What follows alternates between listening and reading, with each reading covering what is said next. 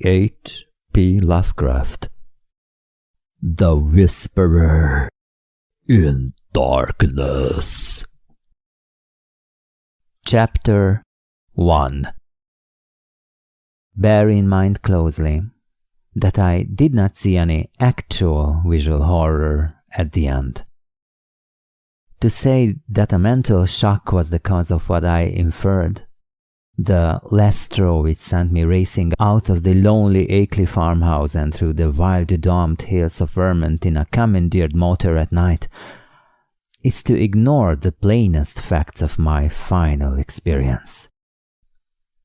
Notwithstanding the deep things I saw and heard, and the admitted vividness the impression produced on me by these things, I cannot prove even now whether I was right or wrong in my hideous inference. For after all, Ackley's disappearance establishes nothing. People found nothing amiss in his house despite the bullet marks on the outside and inside. It was just as though he had walked out casually for a ramble in the hills and failed to return. There was not even a sign that a guest had been there, or that those horrible cylinders and machines had been stored in the study. That he had mortally feared the crowded green hills and endless trickle of brooks among which he had been born and reared means nothing at all either, for thousands are subject to just such morbid fears. Eccentricity, moreover, could easily account for his strange acts and apprehensions toward the last. The whole matter began, so far as I am concerned, with the historic and unprecedented Vermont floods of November 3, 1927. I was then, as now, an instructor of literature at Miskatonic University in Arkham, Massachusetts, and an enthusiastic amateur student of New England folklore. Shortly after the flood, amidst the varied reports of hardship, suffering, and organized relief which filled the press, there appeared certain odd stories of things found floating in some of the swollen rivers. So that many of my friends embarked on curious discussions and appealed to me to shed what light I could on the subject. I felt flattered at having my folklore study taken so seriously, and did what I could to belittle the wild, vague tales which seemed so clearly an outgrowth of old rustic superstitions. It amused me to find several persons of education who insisted that some stratum of obscure, distorted fact might underlie the rumors.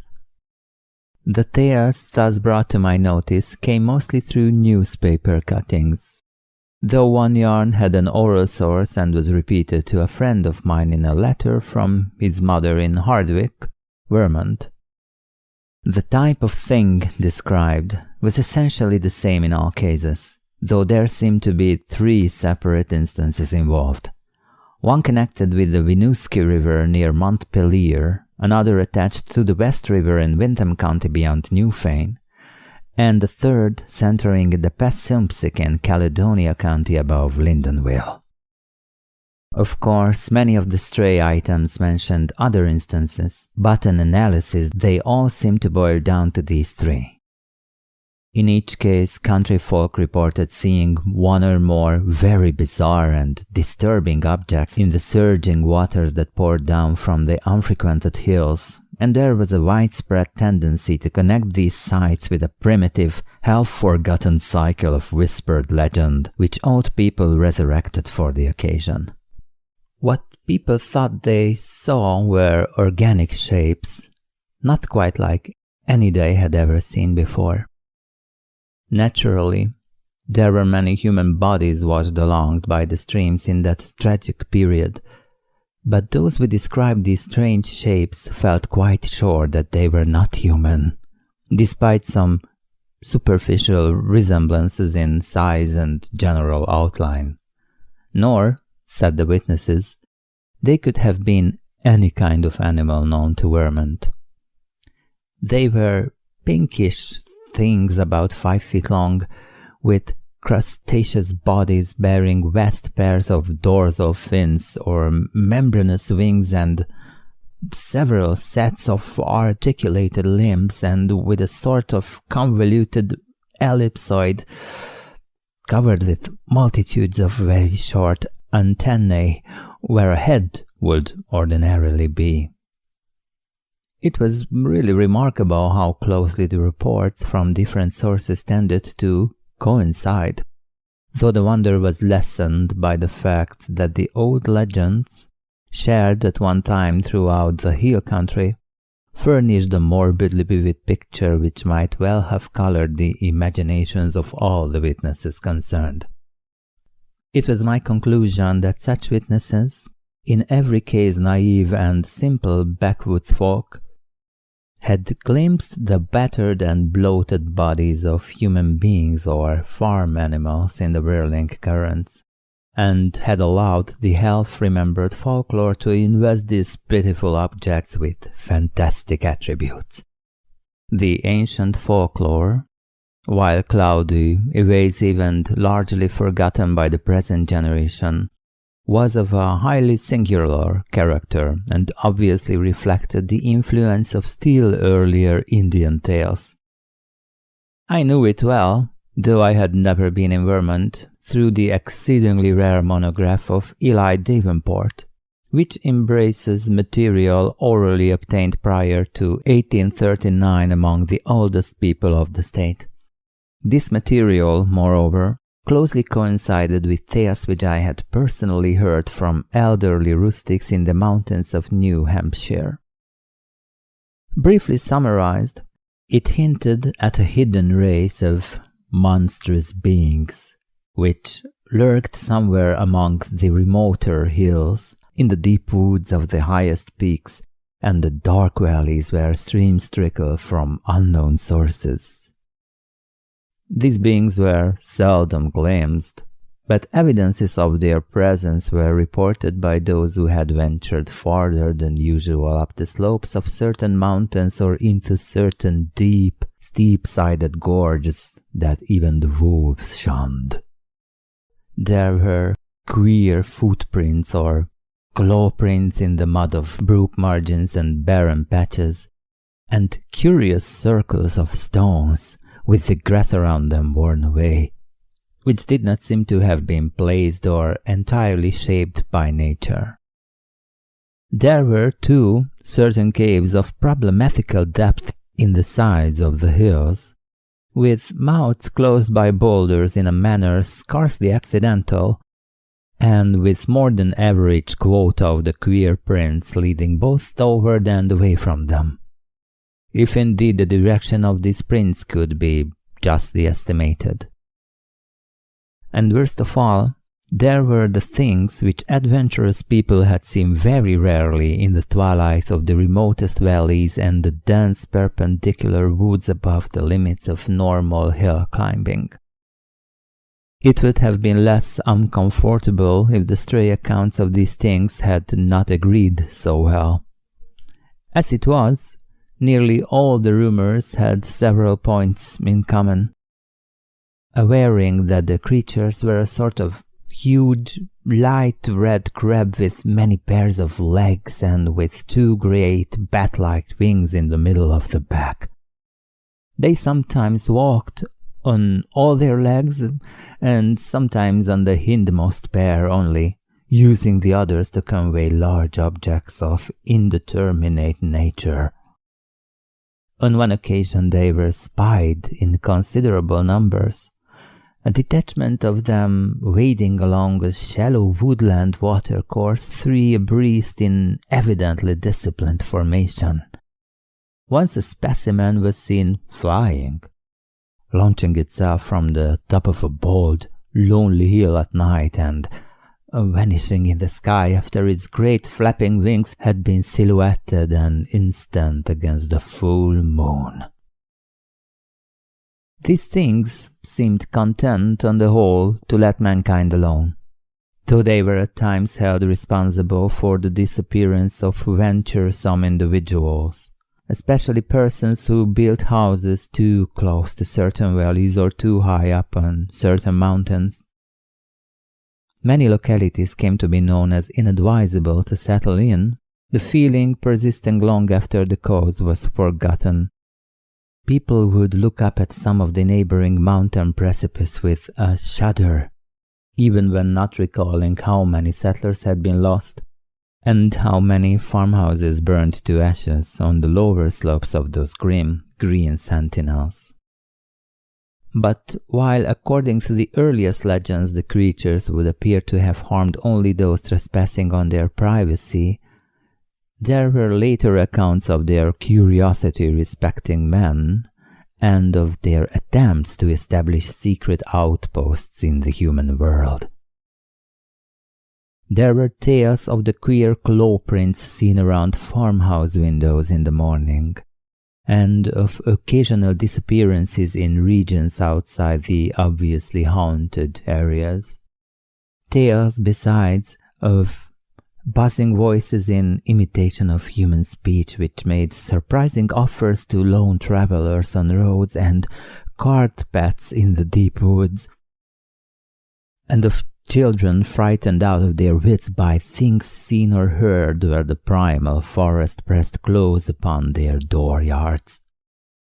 In the final layer of legends, the layer just preceding the decline of superstition and the abandonment of close contact with the dreaded places, there are shocked references to hermits and remote farmers who at some period of life appeared to have undergone a repellent mental change, and who were shunned and whispered about as mortals who had sold themselves to the strange beings.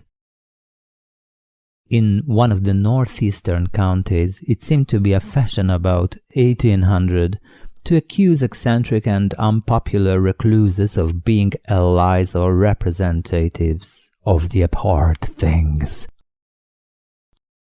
As to what the things were, explanations naturally varied.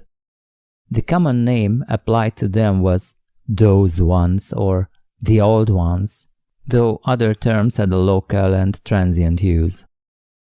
Perhaps the bulk of the Puritan settlers set them down bluntly as familiars of the devil, and made them a basis of odd theological speculation.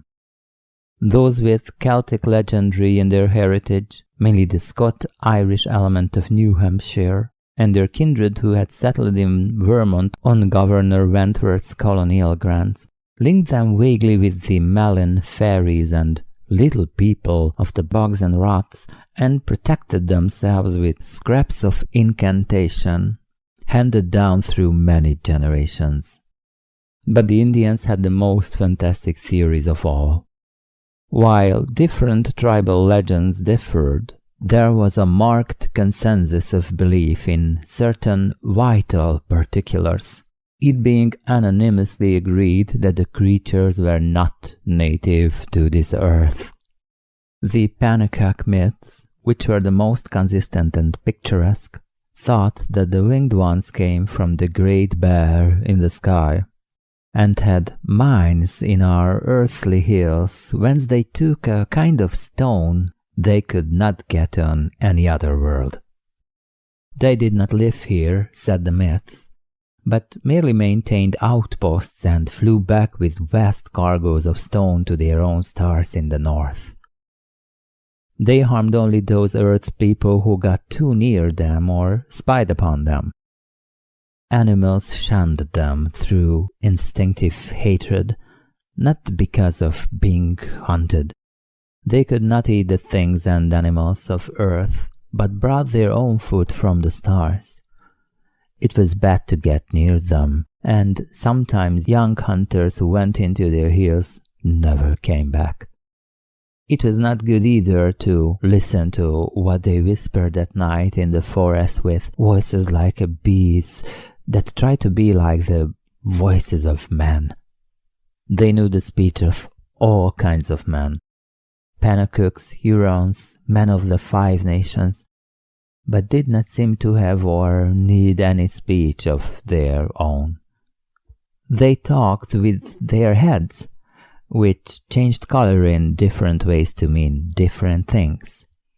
All the legendary, of course, white and Indian alike, died down during the 19th century, except for occasional atavistical flare-ups. The ways of the Vermonters became settled, and once their habitual paths and dwellings were established according to a certain fixed plan, they remembered less and less what fears and avoidances had determined that plan, and even that there had been any fears or avoidances.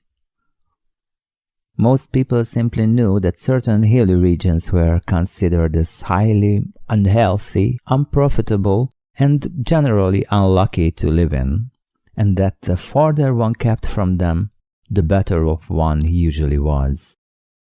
In time, the ruts of costume and economic interest became so deeply cut in approved places that there was no longer any reason for going outside them, and the haunted hills were left deserted by accident rather than by design. Save during infrequent local scares, only wonder-loving grandmothers and retrospective non-agenarians ever whispered of beings dwelling in those hills. And even such whispers admitted that there was not much to fear from those things now that they were used to the presence of houses and settlements, and now that human beings let their chosen territory severely alone.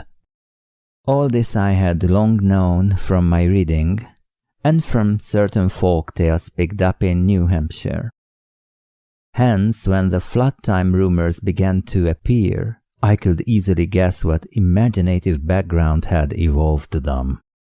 I took great pains to explain this to my friends, and was correspondingly amused when several contentious souls continued to insist on a possible element of truth in the reports. Such persons tried to point out that the early legends had a significant persistence and uniformity, and that the virtually unexplored nature of the Vermont Hills made it unwise to be dogmatic about what might or might not dwell among them.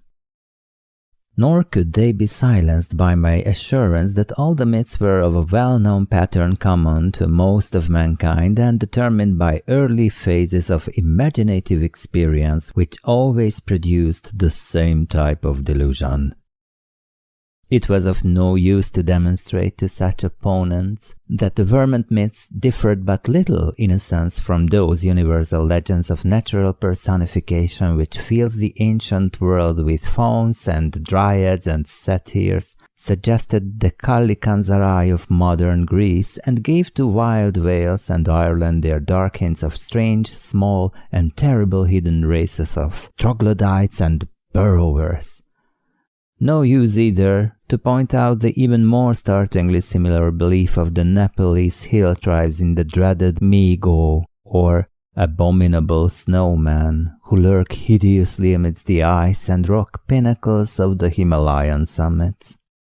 When I brought up this evidence, my opponents turned it against me by claiming that it must imply some actual historicity for the ancient tales, that it must argue the real existence of some queer elder earth race, driven to hiding after the advent and dominance of mankind, which might very conceivably have survived in reduced numbers to relatively recent times, or even to the present.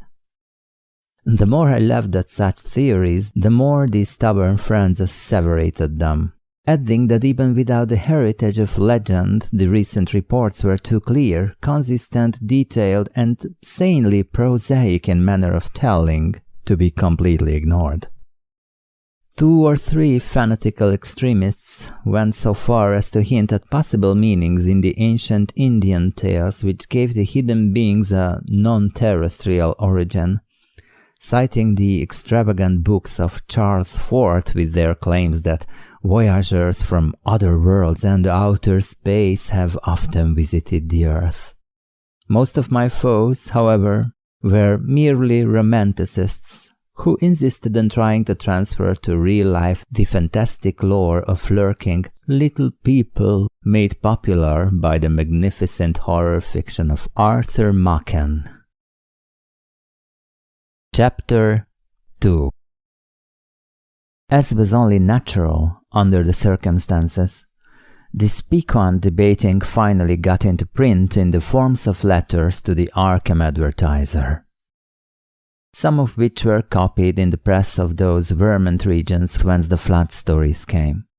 The Rutland Herald gave half a page of extracts from the letters on both sides, while the Brattleboro Reformer reprinted one of my long historical and mythological summaries in full, with some accompanying comments in the Pendrifter's thoughtful column, which supported and applauded my skeptical conclusions. By the spring of 1928, I was almost a well-known figure in Vermont, notwithstanding the fact that I had never set foot in the state. Then came the challenging letters from Henry Akeley, which impressed me so profoundly, and which took me for the first and last time to that fascinating realm of crowded green precipices and muttering forest streams. Most of what I know of Henry Wentworth Akeley was gathered by correspondence with his neighbors and with his only son in California after my experience in his lonely farmhouse. He was, I discovered, the last representative on his home soil of a long, locally distinguished line of jurists, administrators, and gentlemen agriculturists. In him, however, the family mentally had veered away from practical affairs to pure scholarship, so that he had been a notable student of mathematics, astronomy, biology, anthropology, and folklore at the University of Vermont. I had never previously heard of him, and he did not give many autobiographical details in his communications. But from the first I saw he was a man of character, education, and intelligence, albeit a recluse with very little worldly sophistication. Despite the incredible nature of what he claimed, I could not help at once taking Akeley more seriously than I had taken any of the other challengers of my views.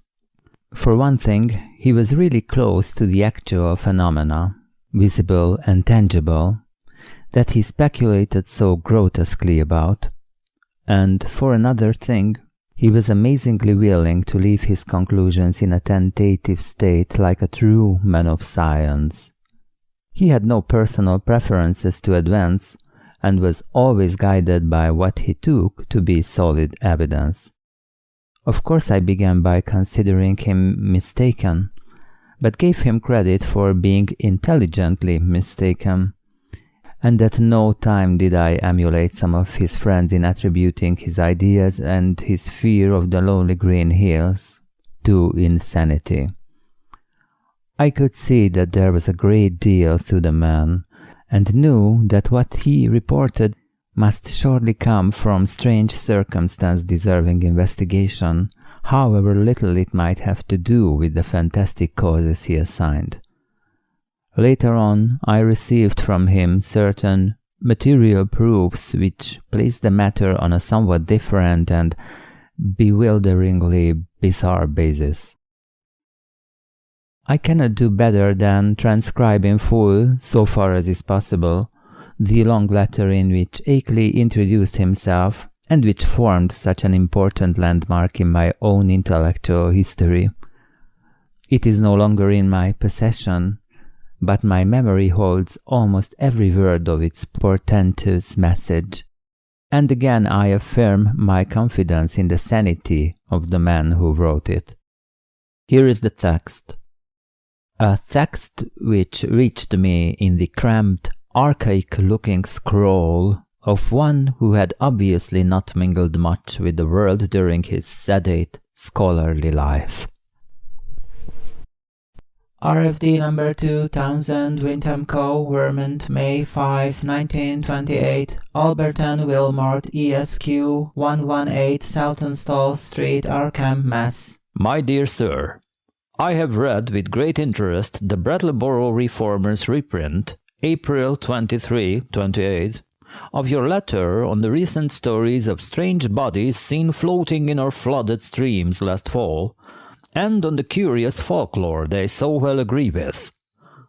It is easy to see why an outlander would take the position you take, and even why Pendrifter agrees with you.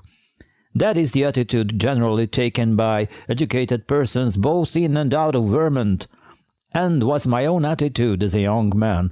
I am now 57. Before my studies, both general and in Davenport's book, led me to do some exploring in parts of the hills hereabouts not usually visited. I was directed towards such studies by the queer old tales I used to hear from elderly farmers of the more ignorant sort. But now I wish I had left the whole matter alone. I might say, with all proper modesty, that the subject of anthropology and folklore is by no means strange to me. I took a good deal of it at college, and am familiar with most of the standard authorities such as Tyler, Lubbock, Fraser, Quatrefages, Murray, Osborne, Keyes, Bulge, G. Elliott Smith, and so on. It is no news to me that tales of hidden races are as old as all mankind. I have seen the reprints of letters from you, and those agreeing with you in the Rutland Herald, and guess I know about where your controversy stands at the present time. What I desire to say now is that I'm afraid your adversaries are nearer right than yourself, even though all reason seems to be on your side. They are nearer right than they realize themselves, for of course they go only by theory and cannot know what I know. If I knew as little of the matter as they, I would feel justified in believing as they do. I would be wholly on your side. You can see that I am having a hard time getting to the point, probably because I really dread getting to the point. But the upshot of the matter is that I have certain evidence that monstrous things do indeed live in the woods on the high hills which nobody visits. I have not seen any of the things floating in the rivers as reported, but I have seen things like them under circumstances I dread to repeat. I have seen footprints, and of late have seen them nearer my own home. I live in the old Akeley place south of Townsend Village on the side of Darkmanton, than I dare tell you now. And I have overheard voices in the woods at certain points that I will not even begin to describe on paper. At one place I heard them so much that I took a phonograph there with a dictaphone attachment and wax blank, and I shall try to arrange to have you hear the record I got. I have run it on the machine for some of the old people up here, and one of the voices had nearly scared them paralyzed by reason of its likeness to a certain voice, that buzzing voice in the woods which Davenport mentions, that their grandmothers have told about and mimicked for them. I know what most people think of a man who tells about hearing voices, but before you draw conclusions, just listen to this record and ask some of the older backwoods people what they think of it. If you can account for it normally, very well, but there must be something behind it. Ex nihilo nihil fit, you know. Now my object in writing you is not to start an argument, but to give you information which I think a man of your tastes will find deeply interesting. This is private. Publicly I am on your side, for certain things show me that it does not do for people to know too much about these matters. My own studies are now wholly private, and I would not think of saying anything to attract people's attention and cause them to visit the places I have explored. It is true, terribly true, that there are non-human creatures watching us all the time, with spies among us gathering information. It is from a wretched man who, if he was sane, as I think he was one of those spies that I got a large part of my clues to the matter. He later killed himself, but I have reason to think there are others now. The things come from another planet. Being able to live in interstellar space and fly through it on clumsy, powerful wings which have a way of resisting the ether, but which are too poor at steering to be of much use in helping them about on Earth. I will tell you about this later if you do not dismiss me at once as a madman. They come here to get metals from mines that go deeper under the hills, and I think I know where they come from. They will not hurt us if we let them alone, but no one can say what will happen if we get too curious about them. Of course, a good army of men could wipe out their mining colony. That is what they are afraid of. But if that happened, more would come from outside, any number of them. They could easily conquer the earth, but have not tried so far because they have not needed to. They would rather leave things as they are to save bother. I think they mean to get rid of me because of what I have discovered. There is a great black stone with unknown hieroglyphics half worn away which I found in the woods on Round Hill, east of here. And after I took it home, everything became different. If they think I suspect too much, they will either kill me or take me off the earth to where they come from. They like to take away men of learning once in a while, to keep informed on the state of things in the human world. This leads me to my secondary purpose in addressing you, namely, to urge you to hush up the present debate rather than give it more publicity. People must be kept away from these hills, and in order to effect this, their curiosity ought not to be aroused any further. Heaven knows there is peril enough anyway, with promoters and real estate men flooding Vermont with herds of summer people to overrun the wild places and cover the hills with cheap bungalows. I shall welcome further communication with you, and shall try to send you that phonograph record in black stone, which is so worn that photographs don't show much, by express if you are willing. I say try, because I think those creatures have a way of tampering with things around here. There is a sullen, fertile fellow named Brown on a farm near the village who I think is their spy. Little by little they are trying to cut me off from our world because I know too much about their world. They have the most amazing way of finding out what I do. You may not even get this letter.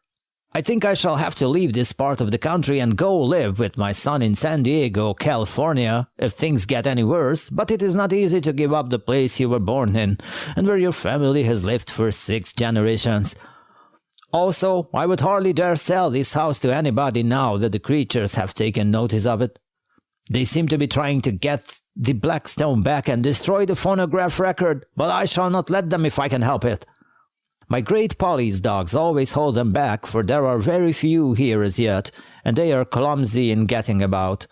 As I have said, their wings are not much use for short flights on Earth. I am on the very brink of deciphering that stone in a very terrible way, and with your knowledge of folklore you may be able to supply the missing links enough to help me. I suppose you know all about the fearful myths antedating the coming of man to the earth, the Yog-Sothoth and Cthulhu cycles, which are hinted at the Necronomicon. I had access to a copy of that once, and hear that you have one in your college library under lock and key. To conclude, Mr. Wilmarth, I think that with our respective studies we can be very useful to each other. I don't wish to put you in any peril, and suppose I ought to warn you that possession of the stone and the record won't be very safe. But I think you will find any risks worth running for the sake of knowledge.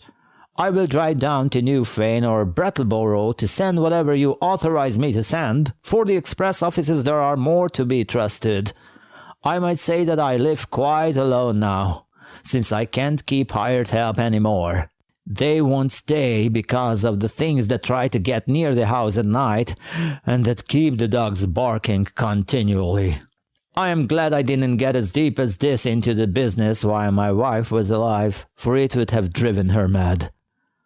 Hoping that I am not bothering you unduly and that you will decide to get in touch with me rather than throw this letter into the wastebasket as a madman's raving, I am yours very truly, Henry W. Akeley. P.S. I am making some extra prints of certain photographs taken by me, which I think will help to prove a number of the points I have touched on. The old people think they are monstrously true. I shall send you these very soon if you are interested. H.W.A. It would be difficult to describe my sentiments upon reading this strange document for the first time.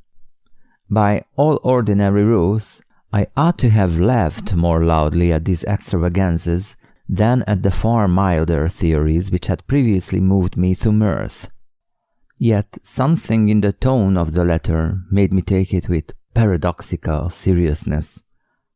Not that I believed for a moment in the hidden rays from the stars which my correspondent spoke of, but that, after some grave preliminary doubts, I grew to feel oddly sure of his sanity and sincerity, and of his confrontation by some genuine though singular and abnormal phenomenon which he could not explain except in this imaginative way.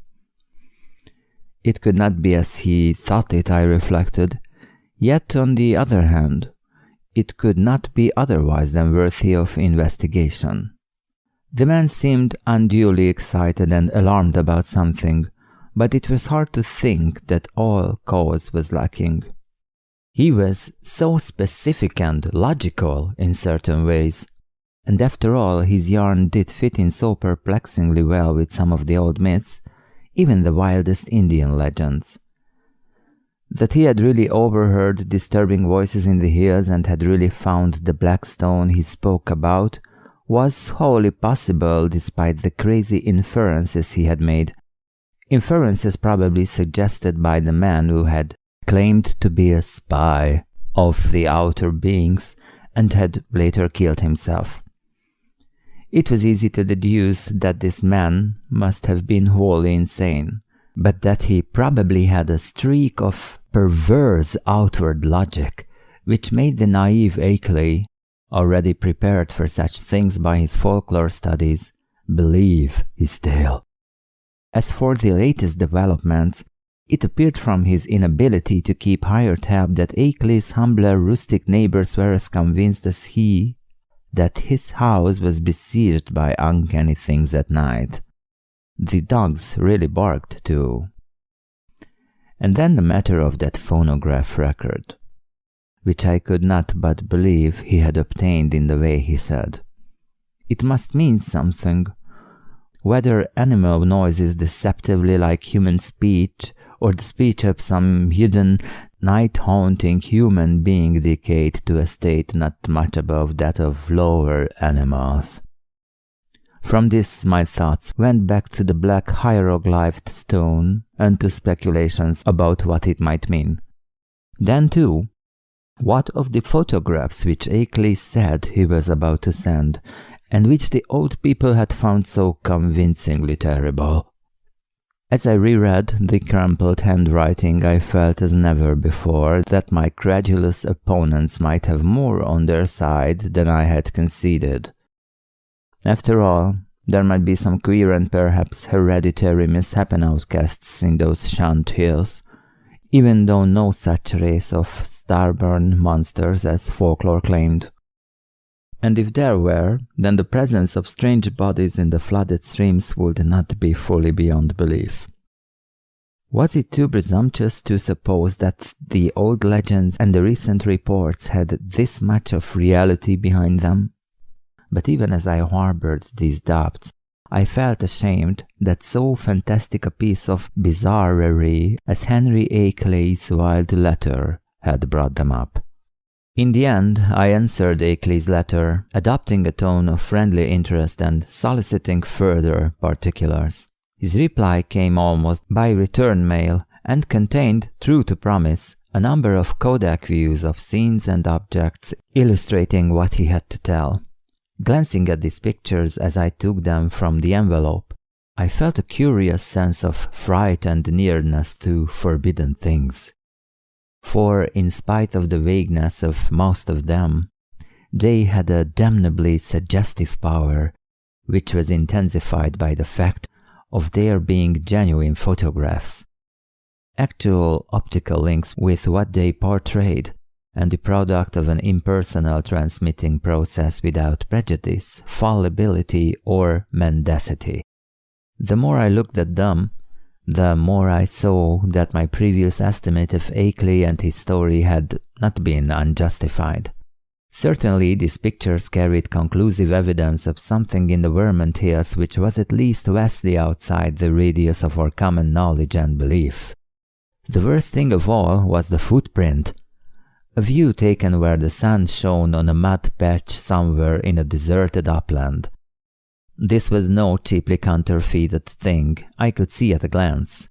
for the sharply defined pebbles and grass blades in the field of vision gave a clear index of scale and left no possibility of a tricky double exposure.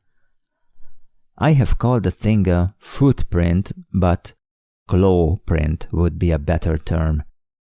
Even now I can scarcely describe it, safe to say that it was hideously crab-like and that there seemed to be some ambiguity about its direction. It was not a very deep or fresh print, but seemed to be about the size of an average man's foot. From a central pad, pairs of saw-toothed nippers projected in opposite directions, quite baffling as to function, if indeed the whole object were exclusively an organ of locomotion. Another photograph, evidently a time exposure taken in deep shadow, was of the mouth of a woodland cave, with a boulder or rounded regularity choking the aperture. On the bare ground in the front of it, one could just discern a dense network of curious tracks, and when I studied the picture with a magnifier, I felt uneasily sure that the tracks were like the one in the other view. A third picture showed a druid-like circle of standing stones on the summit of a wild hill. Around the cryptic circle the grass was very much beaten down and worn away, though I could not detect any footprints even with the glass. The extreme remoteness of the place was apparent from the veritable sea of tenantless mountains which formed the background and stretched away toward the misty horizon. But if the most disturbing of all the views was that of the footprint, the most curiously suggestive was that of the great black stone found in the Round Hill woods. Akeley had photographed it on what was evidently his study table, for I could see rows of books and a bust of Milton in the background. The thing, as nearly as one might guess, had faced the camera vertically with a somewhat irregularly curved surface of 1 by 2 feet. But to say anything definite about that surface, or about the general shape of the whole mass, almost defies the power of language. What outlandish geometrical principles had guided its cutting, for artificially cut it surely was, I could not even begin to guess. And never before had I seen anything which struck me as so strangely and unmistakably alien to this world.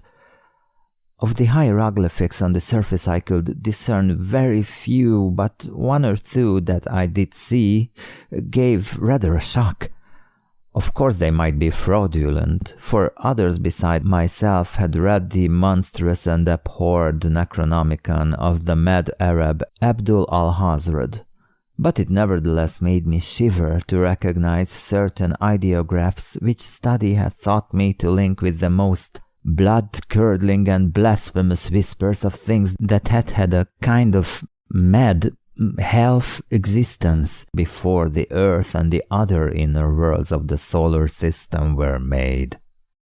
Of the 5 remaining pictures, 3 were of swamp and hill scenes which seemed to bear traces of hidden and unwholesome tenancy.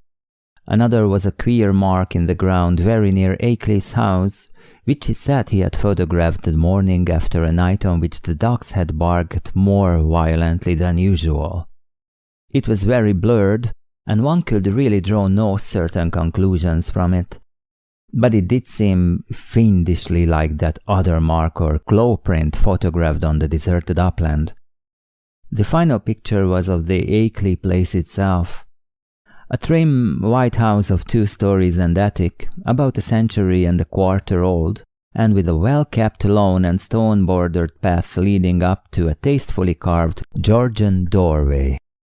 There were several huge Police dogs on the lawn, squatting near a pleasant-faced man with a close-cropped grey beard whom I took to be Akeley himself. His own photographer, one might infer from the tube-connected bulb in his right hand. From the pictures I turned to the bulky, closely written letter itself. and for the next 3 hours was immersed in a gulf of unutterable horror. Where Akeley had given only outlines before, he now entered into minute details, presenting long transcripts of words overheard in the woods at night, long accounts of monstrous pinkish forms spied in thickets at twilight on the hills, and a terrible cosmic narrative derived from the application of profound and varied scholarship to the endless bygone discourses of the mad, self-styled spy who had killed himself. I found myself faced by names and terms that I had heard elsewhere in the most hideous of connections. Yugoth, Great Cthulhu, Tsogua, Yog-Sothoth, Relaya, Nyarlathotep, Azathoth, Hastur, Yian, Leng, the Lake of Hali, Bethmura, the Yellow Sign, Lemur, Cthulhus, Bran, and the Magnum Innominandum, and was drawn back through nameless eons and inconceivable dimensions to worlds of elder outer entity at which the crazed author of the Necronomicon had only guessed in the vaguest way. I was told of the pits of primal life and of the streams that had trickled down therefrom, and finally of the tiny rivulets from one of those streams which had become entangled with the destinies of our own earth. My brain whirled, and where before I had attempted to explain things away, I now began to believe in the most abnormal and incredible wonders. The array of vital evidence was damnably vast and overwhelming, and the cool scientific attitude of Akeley, an attitude removed as far as imaginable from the demented, the fanatical, the hysterical, or even the extravagantly speculative, had a tremendous effect on my thought and judgment. By the time I laid the frightful letter aside, I could understand the fears he had come to entertain, and was ready to do anything in my power to keep people away from those wild, haunted hills. Even now, when the time has dulled the impression and made me half question my own experience and horrible doubts, there are things in that letter of Akeley's which I would not quote or even form into words on paper. I am almost glad that the letter and record and photographs are gone now, and I wish, for reasons I shall soon make clear, that the new planet beyond Neptune had not been discovered. With the reading of that letter, my public debating about the vermont horror permanently ended. Arguments from opponents remained unanswered or put off with promises, and eventually the controversy petered out into oblivion. During the late May and June, I was in constant correspondence with Akeley, though once in a while a letter would be lost so that we would have to retrace our ground and perform considerable laborious copying.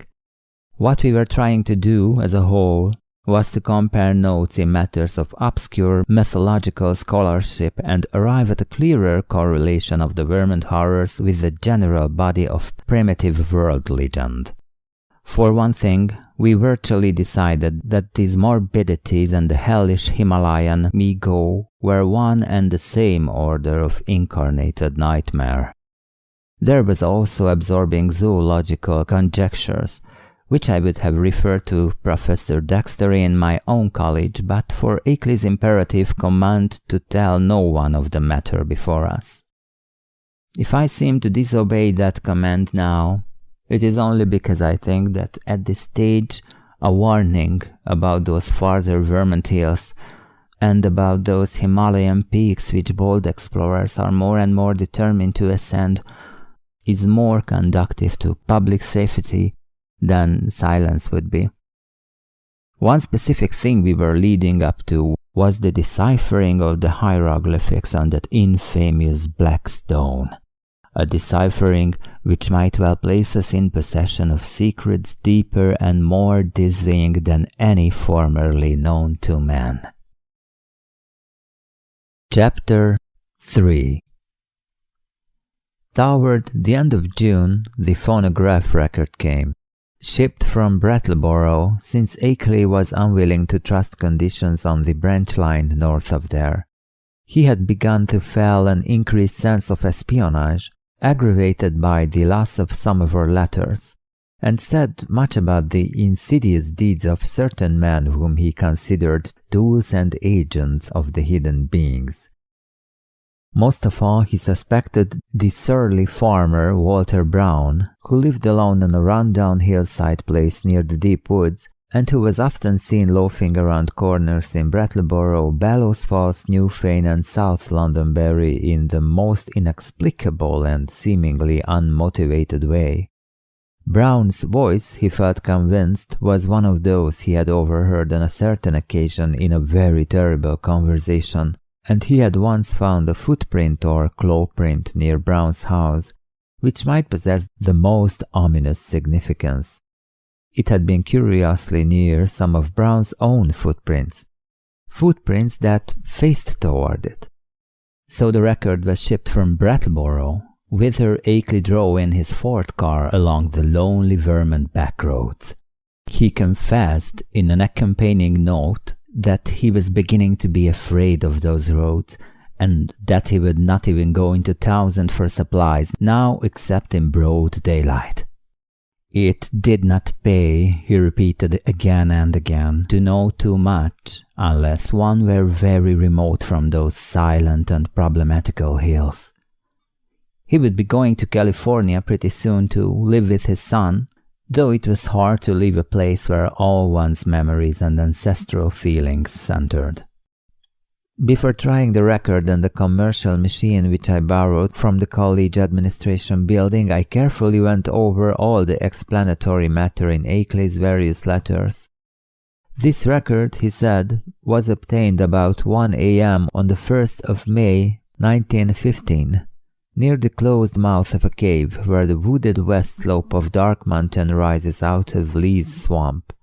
The place had always been unusually plagued with strange voices, this being the reason he had brought the phonograph, dictaphone, and blank in expectation of results. Former experience had told him that May Eve, the hideous Sabbath night of underground European legend, would probably be more fruitful than any other date, and he was not disappointed. It was noteworthy, though, that he never again heard voices at that particular spot. Unlike most of the overheard forest voices, the substance of the record was quasi-ritualistic and included one palpably human voice which Akeley had never been able to place. It was not Brown's, but seemed to be that of a man of greater cultivation.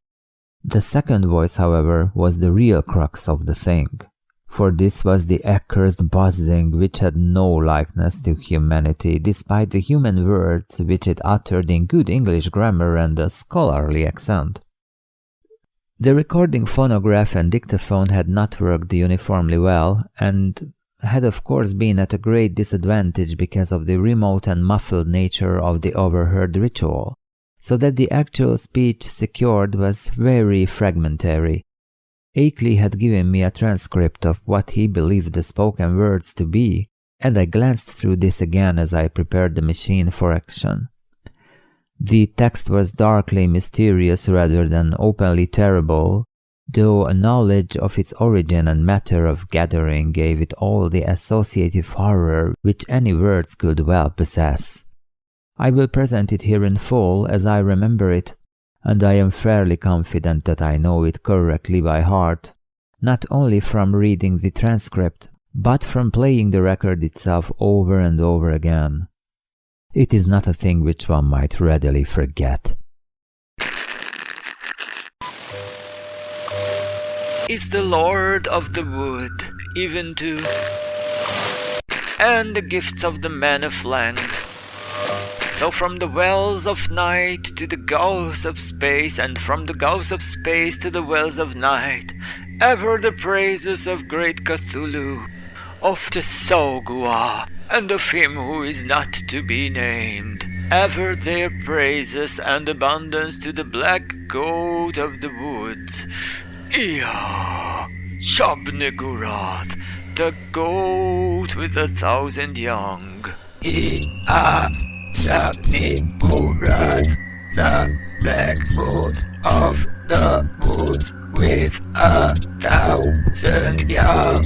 And it has come to pass that the Lord of the Woods, being 7 and 9 down the onyx steps, tributes to him in the gulf, as I thought, he of whom thou hast taught us morsels, on the wings of night, out beyond space, out beyond to that whereof Yugoth is the youngest child, rolling alone in black ether at the rim. Go out among men and find the ways thereof, that he in the gulf may know. To me our Lord Otep, mighty messenger, must all things be told. And he shall put on the semblance of man, the waxen mask and the robe that hides, and come down from the world of 7 towns to mock. Your Lothotep, great messenger, bringer of strange joy to Yugoth through the void, father of the million favored ones, stalker among. Such were the words for which I was to listen to when I started the phonograph. It was with a trace of genuine dread and reluctance that I pressed the lever and heard the preliminary scratching of the zephyr point, and I was glad that the first faint, fragmentary words were in a human voice, a mellow, educated voice which seemed vaguely Bostonian in accent and which was certainly not that of any native of the Vermont Hills. As I listened to the tantalizingly feeble rendering, I seemed to find the speech identical with Akeley's carefully prepared transcript. On it chanted, in that mellow Bostonian voice, "Ya Shabnigurath, the goat with 1,000 young." And then I heard the other voice. To this hour I shudder retrospectively when I think of how it struck me, prepared though I was by Akeley's accounts. Those to whom I have since described the record profess to find nothing but cheap imposture or madness in it. But could they have the accursed thing itself, or read the bulk of Akeley's correspondence, especially the terrible and encyclopedic second letter, I know they would think differently. It is, after all, a tremendous pity that I did not disobey Akeley and play the record for others. A tremendous pity, too, that all of his letters were lost. To me, with my first-hand impression of the actual sounds, and with my knowledge of the background and surrounding circumstances, the voice was a monstrous thing. It swiftly followed the human voice in ritualistic response, but in my imagination it was a morbid echo winging its way across unimaginable abysses from unimaginable outer hells. It is more than 2 years now since I last ran off that blasphemous waxen cylinder. But at this moment, and at all other moments, I can still hear that feeble, fiendish buzzing as it reached me for the first time. The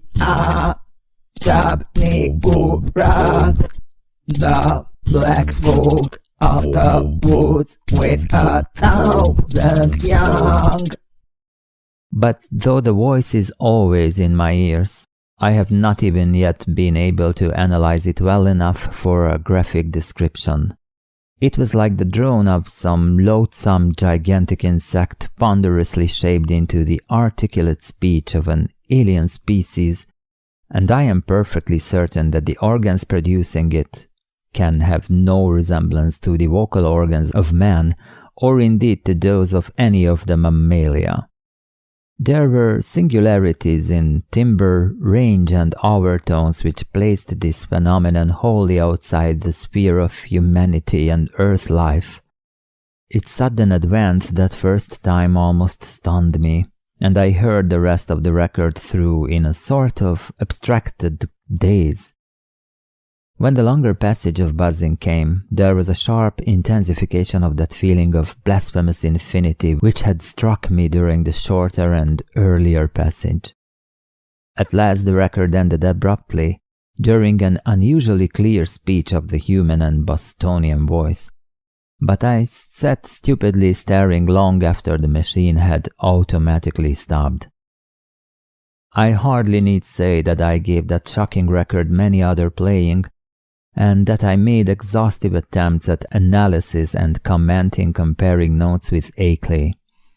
It would be both useless and disturbing to repeat here all that we concluded, but I may hint that we agreed in believing we had secured a clue to the source of some of the most repulsive primordial costumes in the cryptic elder religions of mankind.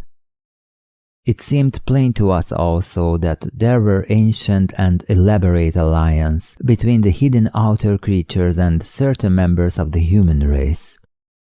How extensive these alliances were, and how their state today might compare with their state in earlier ages, we had no means of guessing, yet at best there was room for a limitless amount of horrified speculation. There seemed to be an awful, immemorial linkage in several definite stages betwixt man and nameless infinity. The blasphemies which appeared on Earth, it was hinted, came from the dark planet Yuggoth at the rim of the solar system. But this was itself merely the populous outpost of a frightful interstellar race whose ultimate source must lie far outside even the Einsteinian space-time continuum or greatest known cosmos. Meanwhile, we continued to discuss the Black Stone and the best way of getting it to Arkham, Akeley deeming it inadvisable to have me visit him at the scene of his nightmare studies. For some reason or other, Akeley was afraid to trust the thing to any ordinary or expected transportation route. His final idea was to take it across country to Bellow Falls and ship it on the Boston and Maine system through Keene, Winchendon and Fitchburg, even though this would necessitate his driving along somewhat lonelier and more forest-traversing hill roads than the main highway to Brattleboro. He said he had noticed the man around the express office at Brattleboro when he had sent the phonograph record, whose actions and expression had been far from reassuring. This man had seemed too anxious to talk with the clerks, and had taken the train on which the record was shipped. Akeley confessed that he had not felt strictly at ease about that record until he heard from me of its safe receipt. About this time, the second week in July, another letter of mine went astray, as I learned through an anxious communication from Akeley. After that he told me to address him no more at Townsend, but to send all mail in care of the general delivery at Brattleboro, whither he would make frequent trips either in his car or on the motor coach line which had lately replaced passenger service on the lagging branch railway. I could see that he was getting more and more anxious, for he went into much detail about the increased barking of the dogs on moonless nights, and about the fresh claw prints he sometimes found in the road and in the mud at the back of his farmyard when morning came. Once he told about a veritable army of prints drawn up in a line facing an equally thick and resolute line of dog tracks, and sent a loathsomely disturbing Kodak picture to prove it. That was after a night on which the dogs had outdone themselves in barking and howling. On the morning of Wednesday, July 18, I received a telegram from Bellows Falls, in which Akeley said he was expressing the Blackstone over the B&M on train number 5508, leaving Bellows Falls at 12:15 p.m. Standard Time and due at the North Station in Boston at 4:12 p.m. He thought, I calculated, to get up to Arkham at least by the next noon, and accordingly I stayed in all Thursday morning to receive it.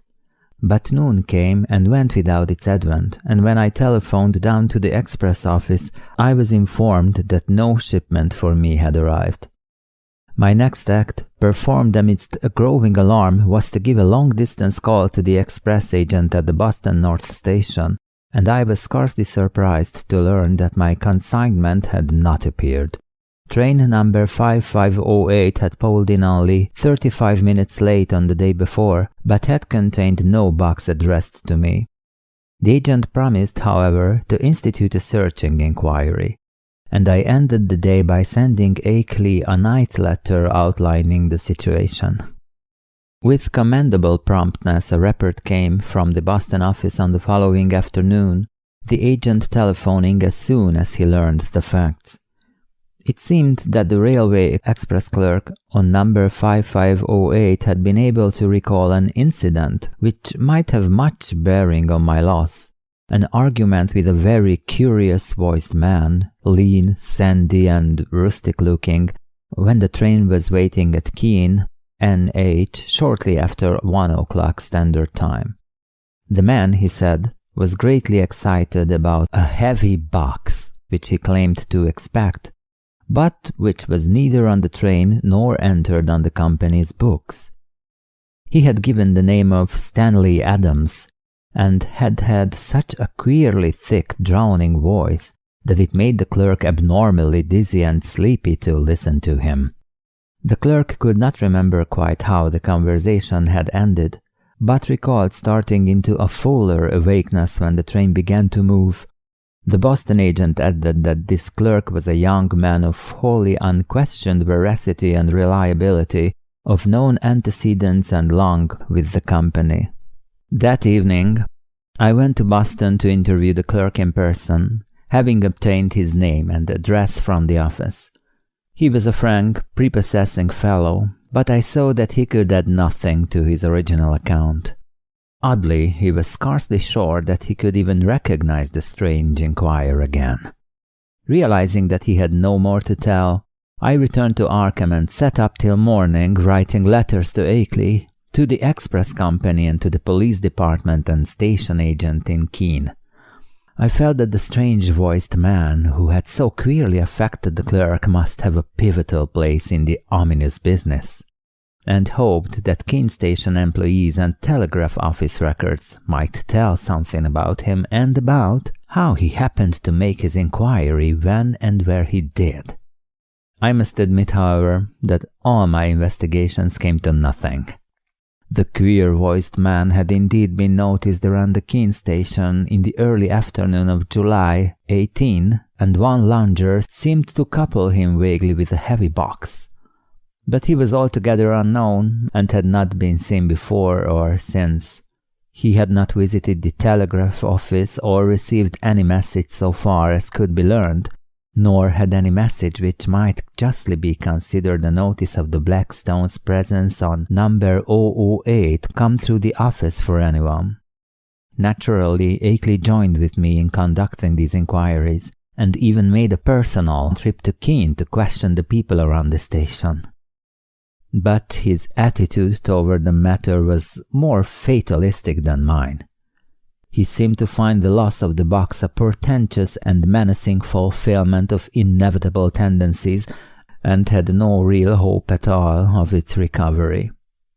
He spoke of the undoubted telepathic and hypnotic powers of the hill creatures and their agents, and in one letter hinted that he did not believe the stone was on this earth any longer.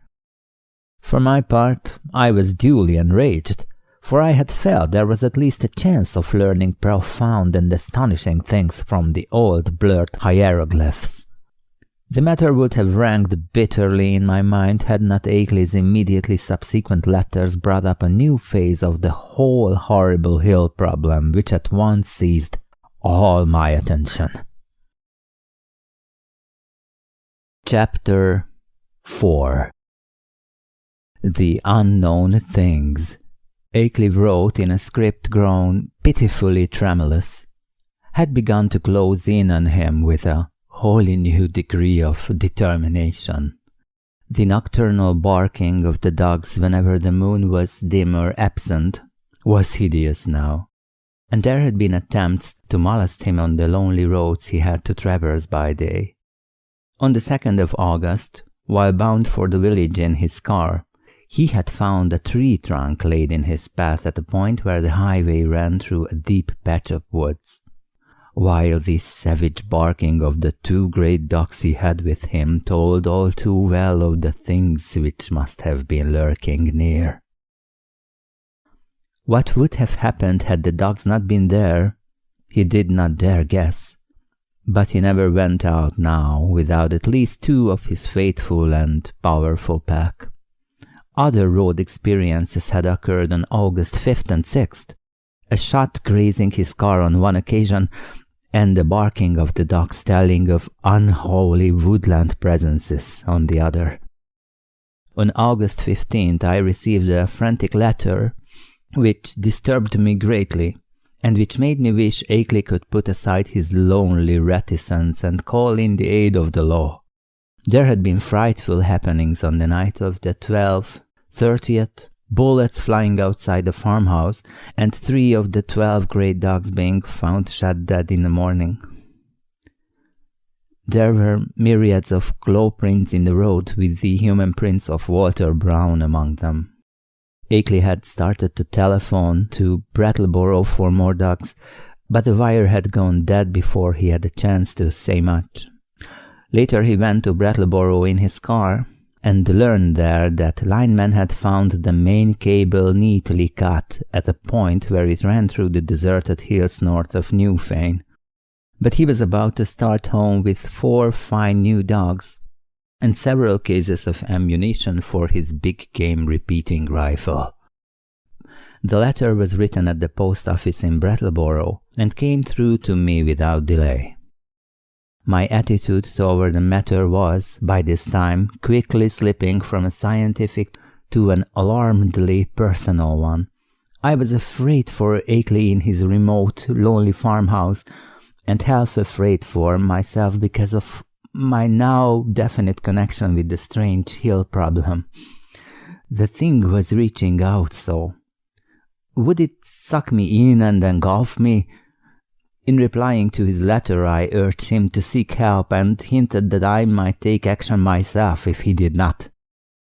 I spoke of visiting Vermont in person in spite of his wishes, and of helping him explain the situation to the proper authorities. In return, however, I received only a telegram from Bellows Falls which read thus: "Appreciate your position but can do nothing. Take no action yourself, for it could only harm both. Wait for explanation. Henry Akeley." But the affair was steadily deepening. Upon my replying to the telegram, I received a shaky note from Akeley with the astonishing news that he had not only never sent the wire, but had not received a letter from me to which it was an obvious reply. Hasty inquiries by him at Bellows Falls had brought out that the message was deposited by a strange, sandy-haired man with a curiously thick, drowning voice, though more than this he could not learn. The clerk showed him the original text as scrawled in pencil by the sender, but the handwriting was wholly unfamiliar. It was noticeable that the signature was misspelled, A-K-E-L-Y without the second E. Certain conjectures were inevitable, but amidst the obvious crisis he did not stop to elaborate upon them.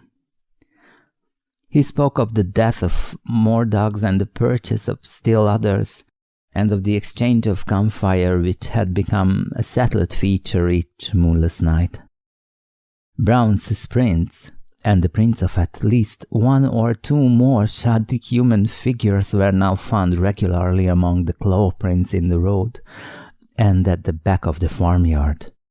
It was, Akeley admitted, a pretty bad business, and before long he would probably have to go to live with his California son whether or not he could sell the old place. But it was not easy to leave the only spot one could really think of as home. He must try to hang on a little longer. Perhaps he could scare off the intruders, especially if he openly gave up all further attempts to penetrate their secrets. Writing Akeley at once, I renewed my offers of aid, and spoke again of visiting him and helping him convince the authorities of his dire peril. In his reply, he seemed less set against that plan than his past attitude would have led one to predict, but said he would like to hold off a little while longer. Long enough to get his things in order and reconcile himself to the idea of leaving an almost morbidly cherished birthplace.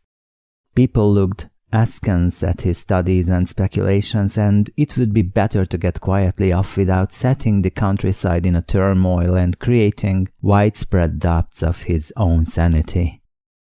He had had enough, he admitted, but he wanted to make a dignified exit if he could. This letter reached me on the 28th of August, and I prepared and mailed as encouraging a reply as I could. Apparently the encouragement had effect, for Akeley had fewer terrors to report when he acknowledged my note. He was not very optimistic, though, and expressed the belief that it was only the full moon season which was holding the creatures off.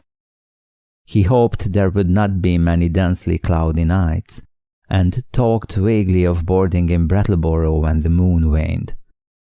Again I wrote him encouragingly, but on September 5th there came a fresh communication, which had obviously crossed my letter in the mails, and to this I could not give any such hopeful response. In view of its importance, I believe I had better give it in full, as best I can do from memory of the shaky script. It ran substantially as follows. Monday. Dear Wilmarth, a rather discouraging P.S. to my last. Last night was thickly cloudy, though no rain, and not a bit of moonlight got through. Things were pretty bad, and I think the end is getting near, in spite of all we have hoped. After midnight something landed on the roof of the house, and the dogs all rushed up to see what it was. I could hear them snapping and tearing around, and then one managed to get on the roof by jumping from the low rail. There was a terrible fight up there. I heard a frightful buzzing which I'll never forget. And then there was a shocking smell. About the same time bullets came through the window and nearly grazed me. I think the main line of the hill creatures had got close to the house when the dogs divided because of the roof business. What was up there I don't know yet, but I'm afraid the creatures are learning to steer better with their space wings. I put out a light and used the windows for loopholes, and raked all around the house with rifle fire aimed just high enough not to hit the dogs. That seemed to end the business, but in the morning I found great pools of blood in the yard, besides pools of a green sticky stuff that had the worst odor I have ever smelled. I climbed up on the roof and found more of the sticky stuff there. 5 of the dogs were killed. I'm afraid I hit one myself by aiming too low, for he was shot in the back. Now I am setting the panes the shots broke, and am going to Brattleboro for more dogs. I guess the men at the kennels think I am crazy. We'll drop another note later. Suppose I'll be ready for moving in a week or 2. Though it nearly kills me to think of it. Hastily, Akeley. But this was not the only letter from Akeley to cross mine. On the next morning, September 6th, still another came. This time a frantic scrawl which utterly unnerved me and put me at a loss what to say or do next. Again, I cannot do better than quote the text as faithfully as memory will let me. Tuesday. Clouds didn't break, so no moon again, and going into the wane anyhow. I'd have the house wired for electricity and put in a searchlight if I didn't know they'd cut the cables as fast as they could be mended. I think I'm going crazy. It may be that all I have ever written you is a dream or madness. It was bad enough before, but this time it is too much. They talked to me last night. Talked in that cursed buzzing voice and told me things that I dare not repeat to you. I heard them plainly above the barking of the dogs, and once when they were drowned out, a human voice helped them. Keep out of this way, Wilmarth. It is worse than either you or I ever suspected. They don't mean to let me get to California now. They want to take me off alive, or what theoretically and mentally amounts to alive, not only to Yugoth, but beyond that, away outside the galaxy and possibly beyond the last curved rim of space. I told them I wouldn't go where they wish, or in the terrible way they propose to take me, but I'm afraid it will be no use. My place is so far out that they may come by day as well as by night before long. 6 more dogs killed, and I've felt presences all along the wooded parts of the road when I drove to Brattleboro today. It was a mistake for me to try to send you that phonograph record in Blackstone. Better smash the record before it's too late. We'll drop you another line tomorrow if I'm still here. Wish I could arrange to get my books and things to Brattleboro on board there. I would run off without anything if I could, but something inside my mind holds me back. I can slip out to Brattleboro, where I ought to be safe, but I feel just as much a prisoner there as at the house. And I seem to know that I couldn't get much farther, even if I dropped everything and tried. It is horrible. Don't get mixed up in this. Yours, Akeley. I did not sleep at all the night after receiving this terrible thing, and was utterly baffled as to Akeley's remaining degree of sanity. The substance of the note was wholly insane, yet the manner of expression, in view of all that had gone before, had a grimly potent quality of convincingness. I made no attempt to answer it, thinking it better to wait until Akeley might have time to reply to my latest communication. Such a reply indeed came on the following day, though the fresh material in it quite overshadowed any of the points brought up by the letter nominally answered. Here is what I recall of the text, scrawled and blotted as it was in the course of a plainly frantic and hurried composition. Wednesday. W. Your letter came, but it's no use to discuss anything anymore. I am fully resigned. Wonder that I have even enough willpower left to fight them off.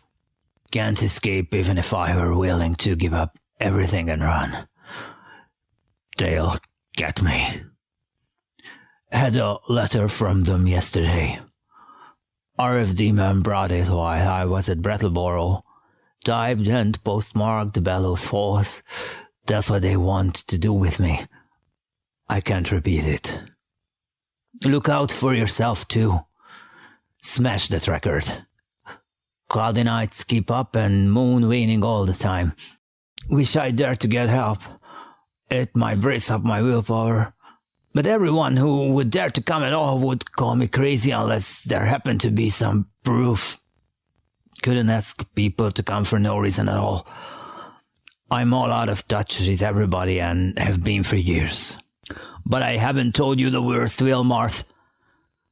Brace up to read this, for it will give you a shock. I am telling the truth, though. It is this. I have seen and touched one of the things, or part of one of the things. God, man, it's awful. It was that, of course. One of the dogs said it, and I found it near the kennel this morning. I tried to save it in the woodshed to convince people of the whole thing, but it all evaporated in a few hours. Nothing left. You know, all those things in the rivers were seen only on the first morning after the flood. And here's the worst. I tried to photograph it for you, but when I developed the film, there wasn't anything visible except the woodshed. What can the thing have been made of? I saw it and felt it, and they all leave footprints. It was surely made of matter. But what kind of matter? The shape can be described. It was a great crab with a lot of pyramided fleshy rings or knots of thick ropey stuff covered with feelers where a man's head would be. That green sticky stuff it's blood or juice. And there are more of them due on Earth any minute. Walter Brown is missing. Hasn't been seen loafing around any of his usual corners in the villages hereabouts. I must have got him with one of my shots, though the creatures always seem to try to take their dead and wounded away. Got into town this afternoon without any trouble, but I'm afraid they're beginning to hold off because they are sure of me. I'm writing this in Brattleboro, P.O. This may be goodbye. If it is, write my son, George Goodenough Akeley, 176 Pleasant Street, San Diego, California. But don't come up here. Write the boy if you don't hear from me in a week, and watch the papers for news. I'm going to play my last 2 cards now, if I have the willpower left. First to try poison gas on the things. I've got the right chemicals and have fixed up masks for myself and the dogs. And then, if that doesn't work, tell the sheriff. They can lock me in a madhouse if they want to. It will be better than what the other creatures would do. Perhaps I can get them to pay attention to the prints around the house. They are faint, but I can find them every morning. Suppose, though, police would say I faked them somehow, for they all think I'm a queer character. Must try to have a state policeman spend the night here and see for himself, though it would be just like the creatures to learn about it and hold off that night. They cut my wires whenever I try to telephone in the night. The linemen think it is very queer and may testify for me if they don't go and imagine I cut them myself. I haven't tried to keep them repaired for over a week now. I could get some of the ignorant people to testify for me about the reality of the horrors, but everybody laughs at what they say, and anyway, they have shunned my place for so long that they don't know any of the new events.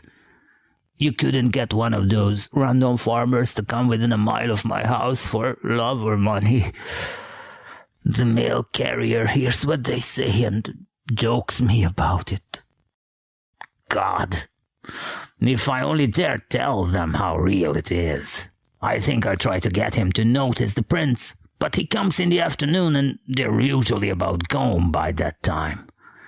If I kept one by setting a box or pen over it, they'd think surely it was a fake or joke. Wish I hadn't got to be such a hermit, so folks don't drop around as they used to. I've never dared show the Blackstone or the Kodak pictures or play that record to anybody but the ignorant people. The others would say I fake the whole business and do nothing but laugh. But I may try showing the pictures. They give those claw prints clearly, even if the things that made them can be photographed. What a shame nobody else saw that thing this morning before it went to nothing.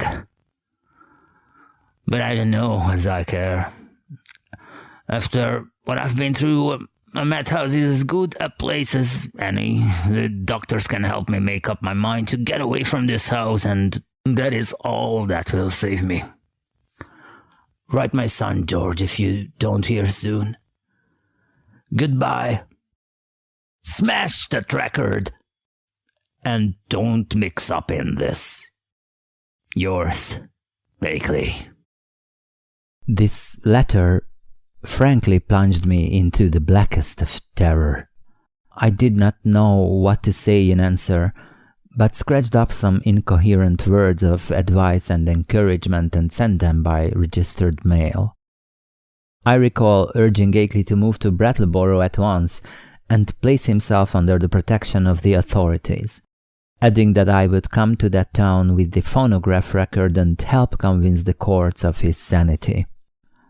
It was time too, I think I wrote, to alarm the people generally against this thing in their midst. It will be observed that at this moment of stress my own belief in all Akeley had told and claimed was virtually complete. though I did think his failure to get a picture of the dead monster was due not to any freak of nature, but to some excited slip of his own. Chapter 5. Then, apparently crossing my incoherent note and reaching me Saturday afternoon, September 8, came that curiously different and calming letter neatly typed on a new machine. That strange letter of reassurance and invitation which must have marked so prodigious a transition in the whole nightmare drama of the lonely hills. Again I will quote from memory, seeking for special reasons to preserve as much of the flavor of the style as I can. It was postmarked Bellows Falls, and the signature as well as the body of the letter was typed, as is frequent with beginners in typing. The text, though, was marvelously accurate for a tyro's work, and I concluded that Akeley must have used a machine at some previous period, perhaps in college. To say that the letter relieved me would be only fair, yet beneath my relief lay a substratum of uneasiness. If Akeley had been sane in his terror, was he now sane in his deliverance? And the sort of improved rapport mentioned, what was it? The entire thing implied such a diametrical reversal of Akeley's previous attitude. But here is the substance of the text, carefully transcribed from a memory in which I take some pride. Townsend, Vermont, Thursday, September 6, 1928. My dear Wilmarth, it gives me great pleasure to be able to set you at rest regarding all the silly things I've been writing you. I say silly, although by that I mean my frightened attitude rather than my descriptions of certain phenomena. Those phenomena are real and important enough. My mistake had been in establishing an anomalous attitude toward them. I think I mentioned that my strange visitors were beginning to communicate with me, and to attempt such communication. Last night this exchange of speech became actual. In response to certain signals, I admitted to the house a messenger from those outside, a fellow human, let me hasten to say. He told me much that neither you nor I had even begun to guess, and showed clearly how totally we had misjudged and misinterpreted the purpose of the Outer Ones in maintaining their secret colony on this planet. It seems that the evil legends about what they have offered to man and what they wish in connection with the Earth are wholly the result of an ignorant misconception of allegorical speech of course, molded by cultural backgrounds and thought habits vastly different from anything we dream of. My own conjectures, I freely own, shot as widely past the mark as any of the guesses of illiterate farmers and savage Indians. What I had thought morbid and shameful and ignominious is in reality awesome and mind-expanding and even glorious. My previous estimate being merely a phase of man's eternal tendency to hate and fear and shrink from the utterly different. Now I regret the harm I have inflicted upon these alien and incredible beings in the course of our nightly skirmishes. If only I had consented to talk peacefully and reasonably with them in the first place. But they bear me no grudge, their motions being organized very differently from ours. It is their misfortune to have had as their human agents in Vermont some very inferior specimens, the late Walter Brown, for example. He prejudiced me vastly against them. Actually, they have never knowingly harmed man, but have often been cruelly wronged and spied upon by our species. There is a whole secret cult of evil man. A man of your mystical erudition will understand me when I link them with Hastur and the Yellow Sign, devoted to the purpose of tracking them down and injuring them on behalf of monstrous powers from other dimensions. It is against these aggressors, not against normal humanity, that the drastic precautions of the Outer Ones are directed.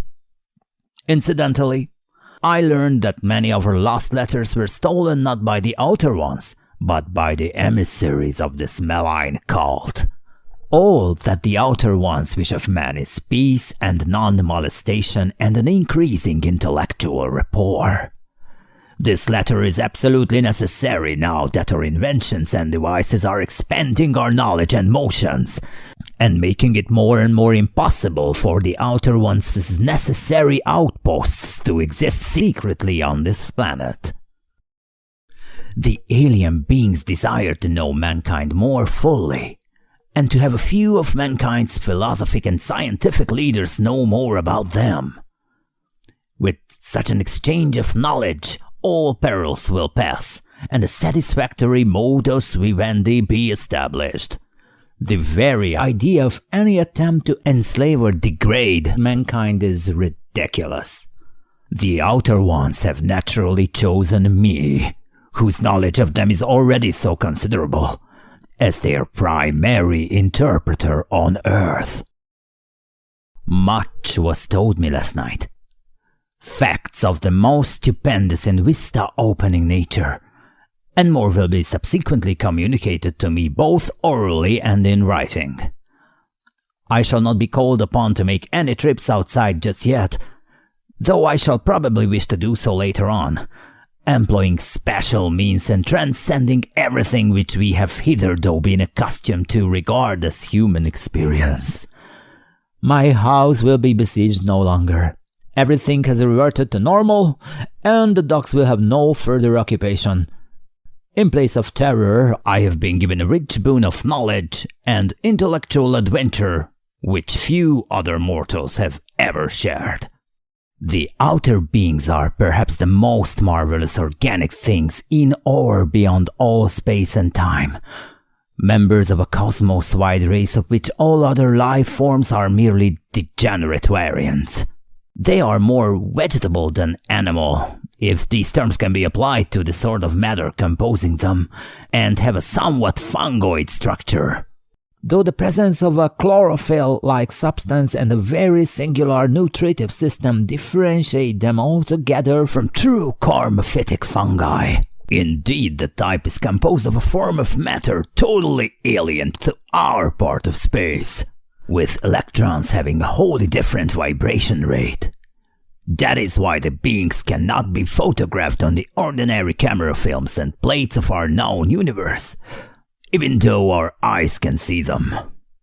With proper knowledge, however, any good chemist could make a photographic emulsion which would record their images. The genus is unique in its ability to traverse the heatless and airless interstellar void in full corporeal form, and some of its variants cannot do this without mechanical aid or curious surgical transpositions. Only a few species have the ether-resisting wings characteristic of the vermin variety. Those inhabiting certain remote peaks in the old world were brought in other ways. Their external resemblance to animal life, and to the sort of structure we understand as material, is a matter of parallel evolution rather than of close kinship. Their brain capacity exceeds that of any other surviving life form, although the winged types of our hill country are by no means the most highly developed. Telepathy is their usual means of discourse, though we have rudimentary vocal organs which, after a slight operation, for surgery is an incredibly expert and everyday thing among them, can roughly duplicate the speech of such types of organisms as still use speech. Their main immediate abode is a still undiscovered and almost lightless planet at the very edge of our solar system, beyond Neptune and the 9th in distance from the Sun. It is, as we have inferred, the object mystically hinted at as Yuggoth in certain ancient and forbidden writings, and it will soon be the scene of a strange focusing of thought upon our world in an effort to facilitate mental rapport. I would not be surprised if astronomers become sufficiently sensitive to these thought currents to discover Yuggoth when the Outer Ones wish them to do so. But Yuggoth, of course, is only the stepping stone. The main body of the beings inhabits strangely organized abysses wholly beyond the outmost reach of any human imagination.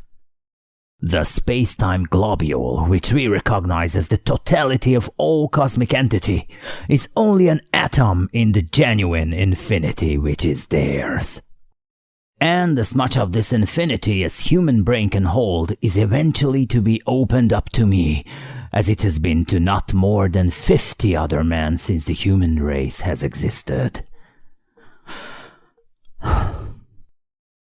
You will probably call this raving at first, Wilmarth, but in time you will appreciate the titanic opportunity I have stumbled upon. I want you to share as much of it as is possible, and to that end must tell you thousands of things that won't go on paper. In the past I have warned you not to come to see me. Now that all is safe, I take pleasure in rescinding that warning and inviting you. Can't you make a trip up here before your college term opens?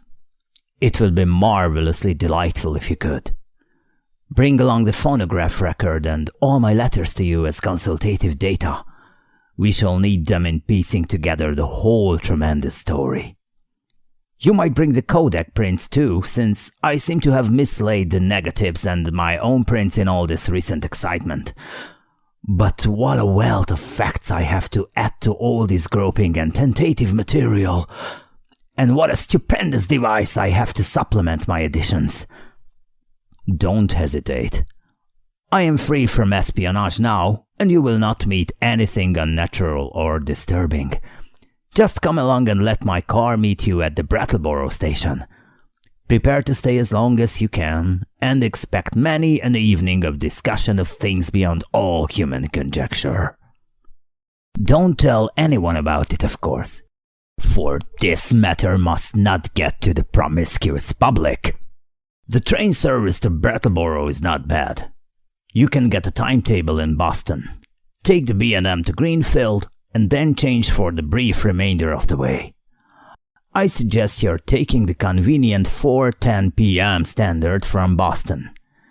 This gets into Greenfield at 7:35, and at 8:19 a train leaves there which reaches Brattleboro at 10:01. That is weekdays. Let me know the date and I'll have my car on hand at the station. Pardon this typed letter, but my handwriting has grown shaky of late, as you know, and I don't feel equal to long stretches of script. I got this new Corona in Brattleboro yesterday. It seems to work very well. Awaiting word and hoping to see you shortly with the phonograph record and all my letters. And the Kodak prints. I am yours in anticipation, Henry W. Akeley. To Albert N. Wilmart, ESQ, Miskatonic University, Arkham, Mass. The complexity of my emotions upon reading, rereading and pondering over this strange and unlooked-for letter is past adequate description. I have said that I was at once relieved and made uneasy, but this expresses only crudely the overtones of diverse and largely subconscious feelings which comprised both the relief and the uneasiness. To begin with, the thing was so antipodally at variance with the whole chain of horrors preceding it. The change of mood from stark terror to cool complacency and even exaltation was so unheralded, lightning-like, and complete.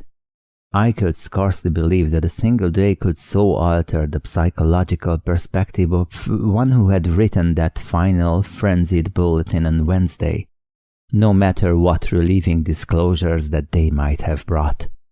At certain moments, a sense of conflicting unrealities made me wonder whether this whole distantly reported drama of fantastic forces were not a kind of half-illusory dream created largely within my own mind. Then I thought of the phonograph record and gave way to still greater bewilderment. The letter seemed so unlike anything which could have been expected.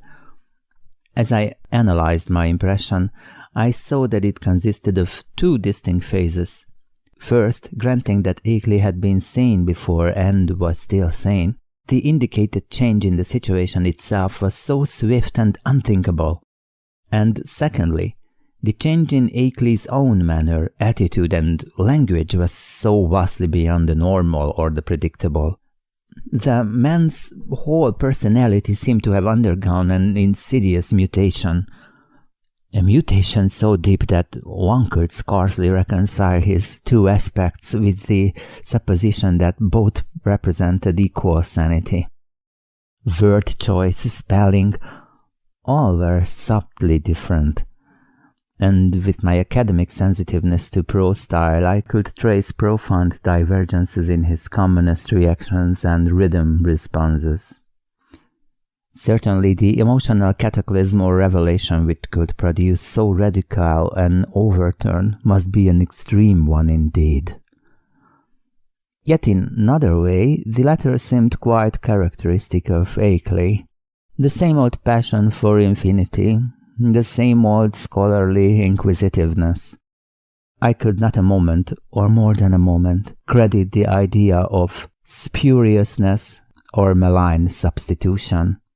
Did not the invitation, the willingness to have me test the truth of the letter in person, prove its genuineness? I did not retire Saturday night, but sat up thinking of the shadows and marvels behind the letter I had received. My mind, aching from the quick succession of monstrous conceptions it had been forced to confront during the last 4 months, worked upon this startling new material in a cycle of doubt and acceptance which repeated most of the steps experienced in facing the earlier wonders. Till long before dawn, a burning interest and curiosity had begun to replace the original storm of perplexity and uneasiness. Mad or sane, metamorphosed or merely relieved, the chances were that Akeley had actually encountered some stupendous change of perspective in his hazardous research. Some change at once diminishing his danger, real or fancied, and opening dizzy new vistas of cosmic and superhuman knowledge. My own zeal for the unknown flared up to meet his, and I felt myself touched by the contagion of the morbid barrier breaking. To shake off the maddening and varying limitations of time and space and natural law, to be linked with the vast outside, to come close to the nighted and abysmal secrets of the infinite and the ultimate. Surely such a thing was worth the risk of one's life, soul and sanity. And Akeley had said there was no longer any peril. He had invited me to visit him instead of warning me away as before. I tingled at the thought of what he might now have to tell me. There was an almost paralyzing fascination in the thought of sitting in that lonely and lately beleaguered farmhouse with a man who had talked with actual emissaries from outer space. Sitting there with the terrible record and the pile of letters in which Akeley had summarized his earlier conclusions. Chapter 6. On Wednesday, I started as agreed, taking with me a valise full of simple necessities and scientific data, including the hideous phonograph record, the Kodak prints, and the entire file of Akeley's correspondence. As requested, I had told no one where I was going, for I could see that the matter demanded utmost privacy, even allowing for its most favorable turns. The thought of actual mental contact with alien, outside entities was stupefying enough to my trained and somewhat prepared mind, and this being so, what might one think of its effect on the vast masses of uninformed laymen? I do not know whether dread or adventurous expectancy was uppermost in me as I changed trains at Boston and began the long westward run out of familiar regions into those I knew less thoroughly. Waltham, Concord, Ayr, Fitchburg, Gardner, Ethel. My train reached Greenfield 7 minutes late, but the northbound connecting express had been held. Transferring in haste, I felt a curious breathlessness as the cars rumbled on through the early afternoon sunlight into territories I had always read of but had never before visited. I knew I was entering an altogether older-fashioned and more primitive New England than the mechanized, urbanized coastal and southern areas where all my life had been spent. An unspoiled, ancestral New England without the foreigners and factory smoke, billboards and concrete roads of the sections which modernity has touched. There would be odd survivals of that continuous native life whose deep roots make it the one authentic outgrowth of the landscape. The continuous native life which keeps alive strange ancient memories and fertilizes the soil for shadowy, marvelous, and seldom mentioned beliefs. Now and then I saw the blue Connecticut River gleaming in the sun, and after leaving Northfield we crossed it. Ahead loomed green and cryptical hills, and when the conductor came around I learned that I was at last in Vermont. He told me to set my watch back an hour, since the northern hill country will have no dealings with the newfangled daylight time schemes. As I did so, it seemed to me that I was likewise turning the calendar back a century. The train kept close to the river, and across in New Hampshire I could see the approaching slope of steep Wentestiquette, about which singular old legends cluster. Then streets appeared on my left, and the green island showed in the stream on my right. People rose and filed to the door, and I followed them. The car stopped, and I alighted beneath the long train shed of the Brattleboro station. Looking over the line of waiting motors, I hesitated a moment to see which one might turn out to be the Akeley Ford. But my identity was divined before I could take the initiative. And yet it was clearly not Akeley himself who advanced to meet me with an outstretched hand and a mellowly phrased query as to whether I was indeed Mr. Albert N. Wilmot of Arkham. This man bore no resemblance to the bearded, grizzled Akeley of the snapshot, but was a younger and more urbane person, fashionably dressed and wearing only a small, dark mustache. His cultivated voice held an odd and almost disturbing hint of vague familiarity, though I could not definitely place it in my memory. As I surveyed him, I heard him explaining that he was a friend of my prospective host's who had come down from Townsend in his stead. Akeley, he declared, had suffered a sudden attack of some asthmatic trouble and did not feel equal to making a trip in the outdoor air. It was not serious, however, and there was to be no change in plans regarding my visit. I could not make out just how much this Mr. Noyes, as he announced himself, knew of Akeley's researches and discoveries, though it seemed to me that his casual manner stamped him as a comparative outsider. Remembering what a hermit Akeley had been, I was a trifle surprised at the ready availability of such a friend, but did not let my puzzlement deter me from entering the motor to which he gestured me. It was not the small, ancient car I had expected from Akeley's descriptions, but a large and immaculate specimen of recent pattern, apparently Noyes' own, and bearing Massachusetts license plates with the amusing sacred codfish device of that year. My guide, I concluded, must be a summer transient in the Townsend region. Noyes climbed into the car beside me and started it at once. I was glad that he did not overflow with conversation, for some peculiar atmospheric tensity made me feel disinclined to talk. The town seemed very attractive in the afternoon sunlight as we swept up an incline and turned to the right into the main street. It draws like the older New England cities which one remembers from boyhood, and something in the collocation of roofs and steeples and chimneys and brick walls formed contours touching deep vial strings of ancestral emotion. I could tell that I was at the gateway of a region half bewitched through the piling up of unbroken time accumulations. A region where old, strange things have had a chance to grow and linger because they have never been stirred up.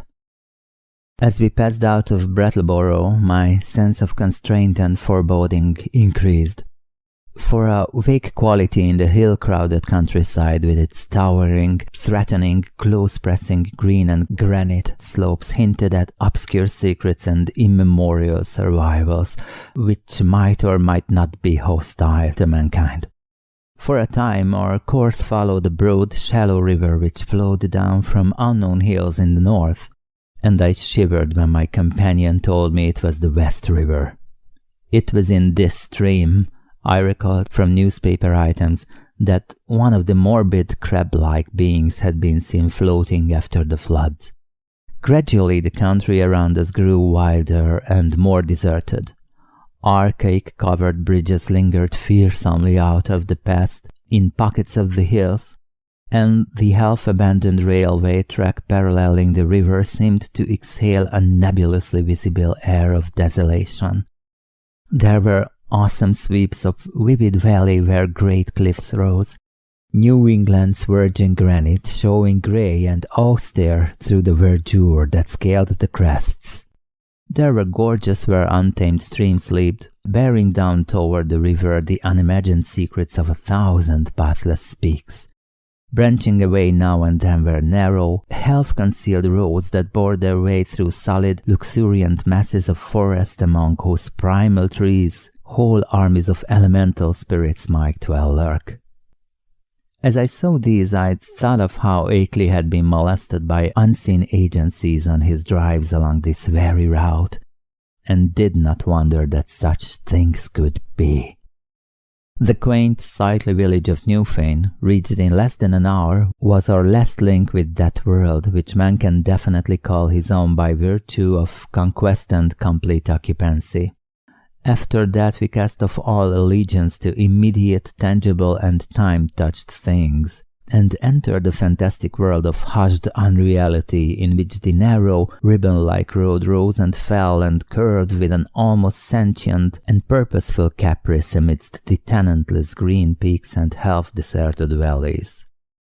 Except for the sound of the motor and the faint stir of the few lonely farms we passed at infrequent intervals, the only thing that reached my ears was the gurgling, insidious trickle of strange waters from numberless hidden fountains in the shadowy woods.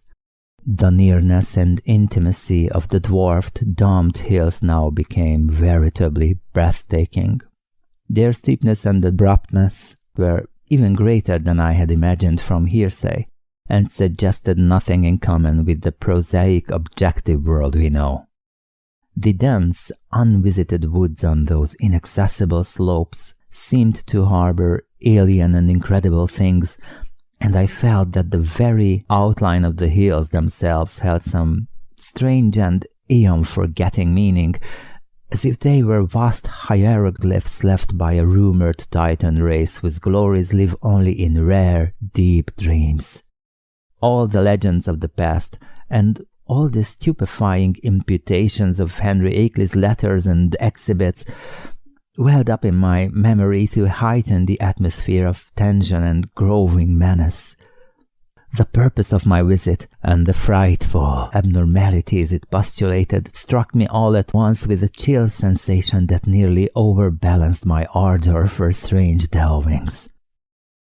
My guide must have noticed my disturbed attitude, for as the road grew wilder and more irregular, and our motion slower and more jolting, his occasional pleasant comments expanded into a steadier flow of discourse.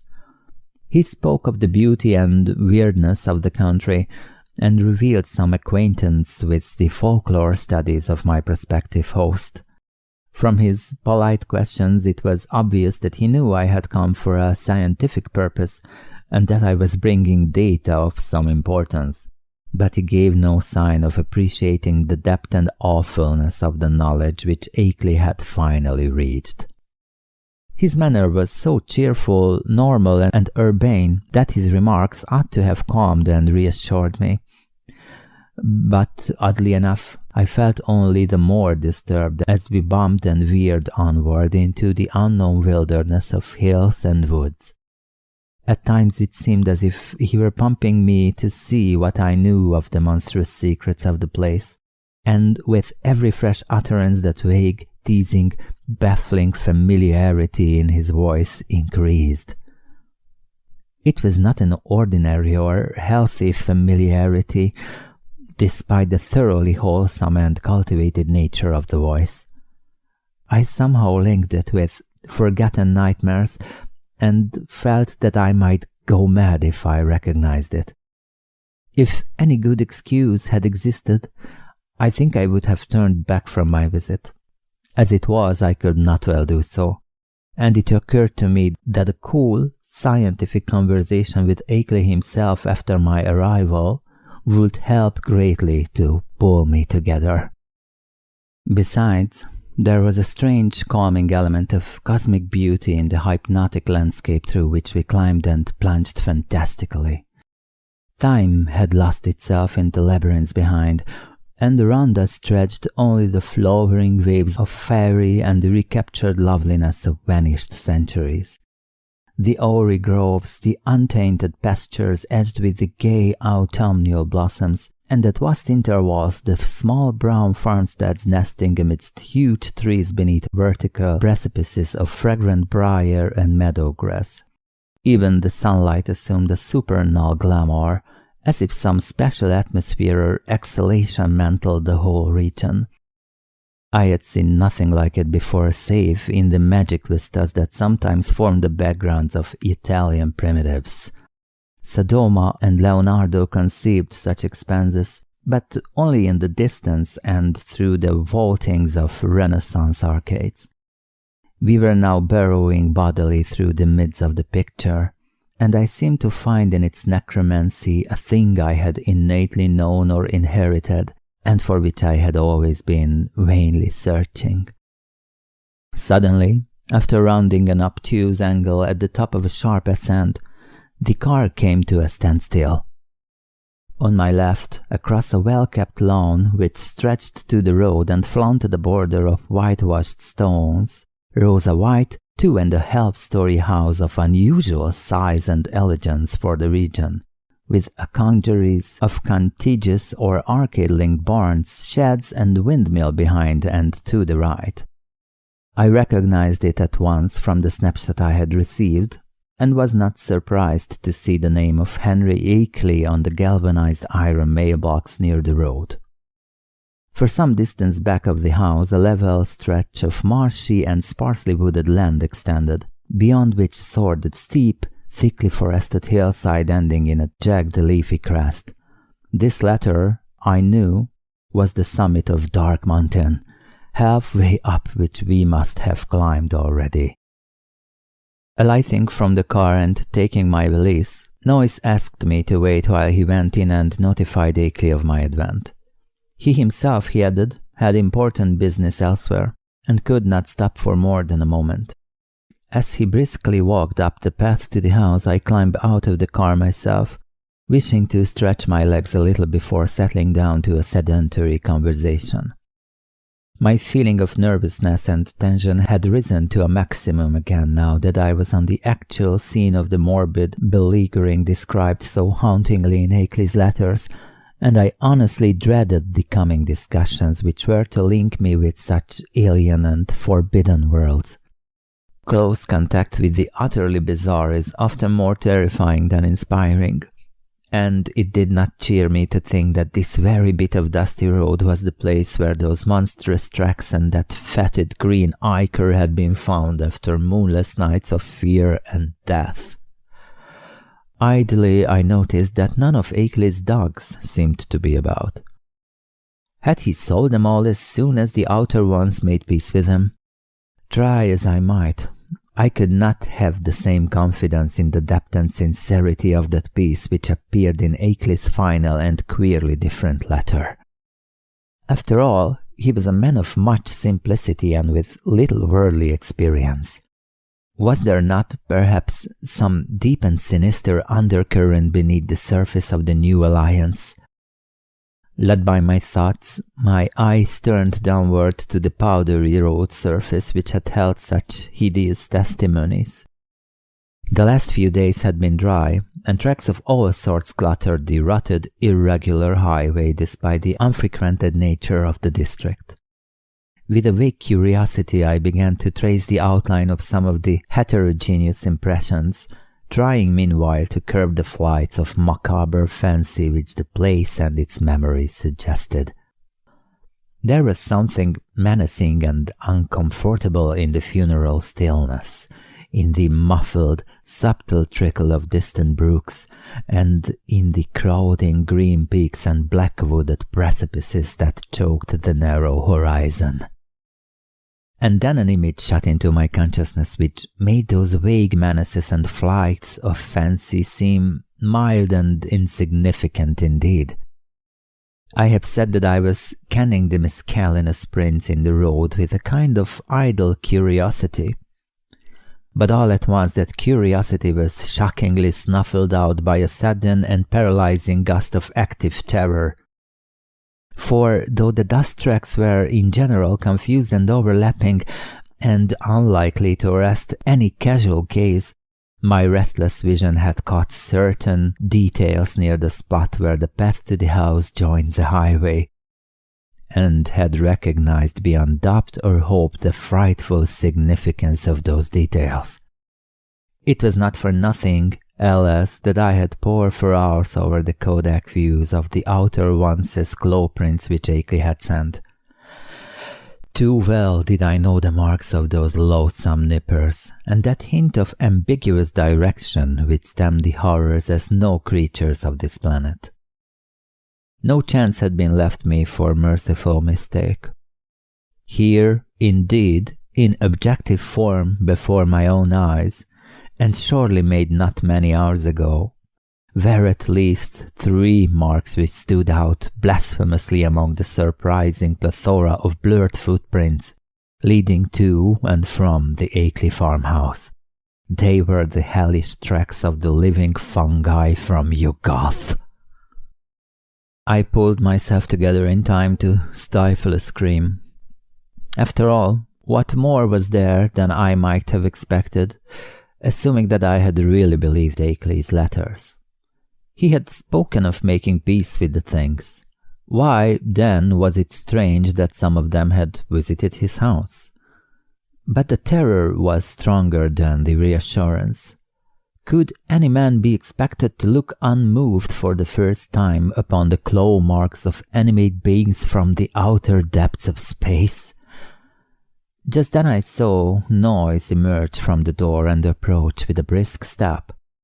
I must, I reflected, keep command of myself, for the chances were that this genial friend knew nothing of Akeley's profoundest and most stupendous probings into the forbidden. Akeley, Noise hastened to inform me, was glad and ready to see me, although his sudden attack of asthma would prevent him from being a very competent host for a day or two. These spells hit him hard when they came, and were always accompanied by a debilitating fever and general weakness.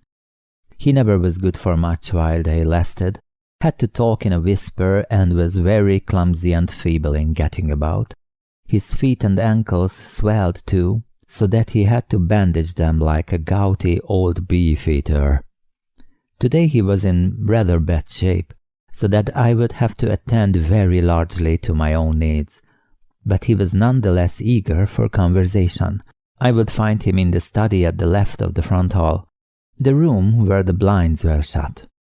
He had to keep the sunlight out when he was ill, for his eyes were very sensitive. As Noise bade me adieu and rode off northward in his car, I began to walk slowly toward the house. The door had been left ajar for me, but before approaching and entering I cast a searching glance around the whole place, trying to decide what had struck me as so intangibly queer about it. The barns and sheds looked trimly prosaic enough, and I noticed Akeley's battered Ford in its capacious, unguarded shelter, Then the secret of the queerness reached me. It was the total silence. Ordinarily, a farm is at least moderately murmurous from its various kinds of livestock, but here all signs of life were missing. What of the hens and the dogs? The cows, of which Akeley had said he possessed several, might conceivably be out to pasture, and the dogs might possibly have been sold, but the absence of any trace of crackling or grunting was truly singular. I did not pause long on the path, but resolutely entered the open house door and closed it behind me. It had cost me a distinct psychological effort to do so, and now that I was shut inside, I had a momentary longing for precipitate retreat. Not that the place was in the least sinister in visual suggestion. On the contrary, I thought the graceful late colonial hallway very tasteful and wholesome, and admired the evident breeding of the man who had furnished it. What made me wish to flee was something very attenuated and indefinable. Perhaps it was a certain odd odor which I thought I noticed, though I well knew how common musty odors are in even the best of ancient farmhouses. Chapter 7. Refusing to let these cloudy qualms overmaster me, I recalled Noyce's instructions and pushed open the 6-paneled, brash-ledged white door on my left. The room beyond was darkened as I had known before, and as I entered it I noticed that the queer odor was stronger there. There likewise appeared to be some faint half-imaginary rhythm or vibration in the air. For a moment the closed blinds allowed me to see very little, but then a kind of apologetic hacking or whispering sound drew my attention to a great easy chair in the farther, darker corner of the room. Within its shadowy depths I saw the white blur of a man's face and hands, and in a moment I had crossed to greet the figure who had tried to speak. Dim though the light was, I perceived that this was indeed my host. I had studied the Kodak picture repeatedly, and there could be no mistake about this firm, weather-beaten face with the cropped, grizzled beard. But as I looked again, my recognition was mixed with sadness and anxiety. For certainly his face was that of a very sick man. I felt that there must be something more than asthma behind that stained, rigid, immobile expression and unwinking, glassy stare, and realized how terribly the strain of his frightful experiences must have told on him. Was it not enough to break any human being, even a younger man than this intrepid delver into the forbidden? The strange and sudden relief, I feared, had come too late to save him from something like a general breakdown. There was a touch of the pitiful in the limp, lifeless way his lean hands rested in his lap. He had on a loose dressing gown, and was swathed around the head and high around the neck with a vivid yellow scarf or hood. And then I saw that he was trying to talk in the same hacking whisper with which he had greeted me. It was a hard whisper to catch at first, since the grey mustache concealed all movements of the lips, and something in its timbre disturbed me greatly. But by concentrating my attention, I could soon make out its purport surprisingly well. The accent was by no means a rustic one, and the language was even more polished than correspondence had led me to expect. "Mr. Wilmart, I presume? You must pardon my not rising. I am quite ill, as Mr. Noyce must have told you. But I could not resist having you come just the same. You know what I wrote in my last letter. There is so much to tell you tomorrow when I shall feel better. I can't say how glad I am to see you in person after all our many letters. You have the file with you, of course, and the Kodak prints and records. Noise put your valise in the hall. I suppose you saw it. For tonight I fear you'll have to wait on yourself to a great extent. Your room is upstairs, the one over this, and you'll see the bathroom door open at the head of the staircase. There's a meal spread for you in the dining room, right through this door at your right, which you can take whenever you feel like it. I'll be a better host tomorrow, but just now weakness leaves me helpless. Make yourself at home. You might take out the letters and pictures and records and put them on the table here before you go upstairs with your bag. It is here that we shall discuss them. You can see my phonograph on that corner stand. No thanks. There's nothing you can do for me. I know these spells of old. Just come back for a little quiet visiting before night and then go to bed when you please. I'll rest right here. Perhaps sleep here all night as I often do. In the morning I'll be far better able to go into the things we must go into. You realize, of course, the utterly stupendous nature of the matter before us.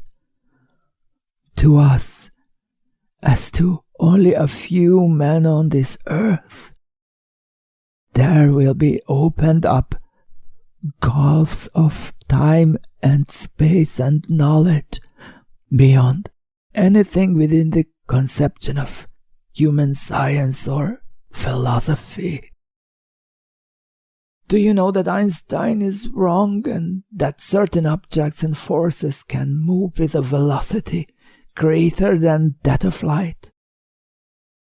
With proper aid, I expect to go backward and forward in time and actually see and feel the earth of remote past and future epochs. You can't imagine the degree to which those beings have carried science. There is nothing they can do with the mind and body of living organisms. I expect to visit other planets and even other stars and galaxies. The first trip will be to Yugoth, the nearest world fully peopled by the beings. It is a strange dark orb at the very rim of our solar system, unknown to earthly astronomers as yet. But I must have written you about this. At the proper time, you know, the beings there will direct thought currents toward us and cause it to be discovered.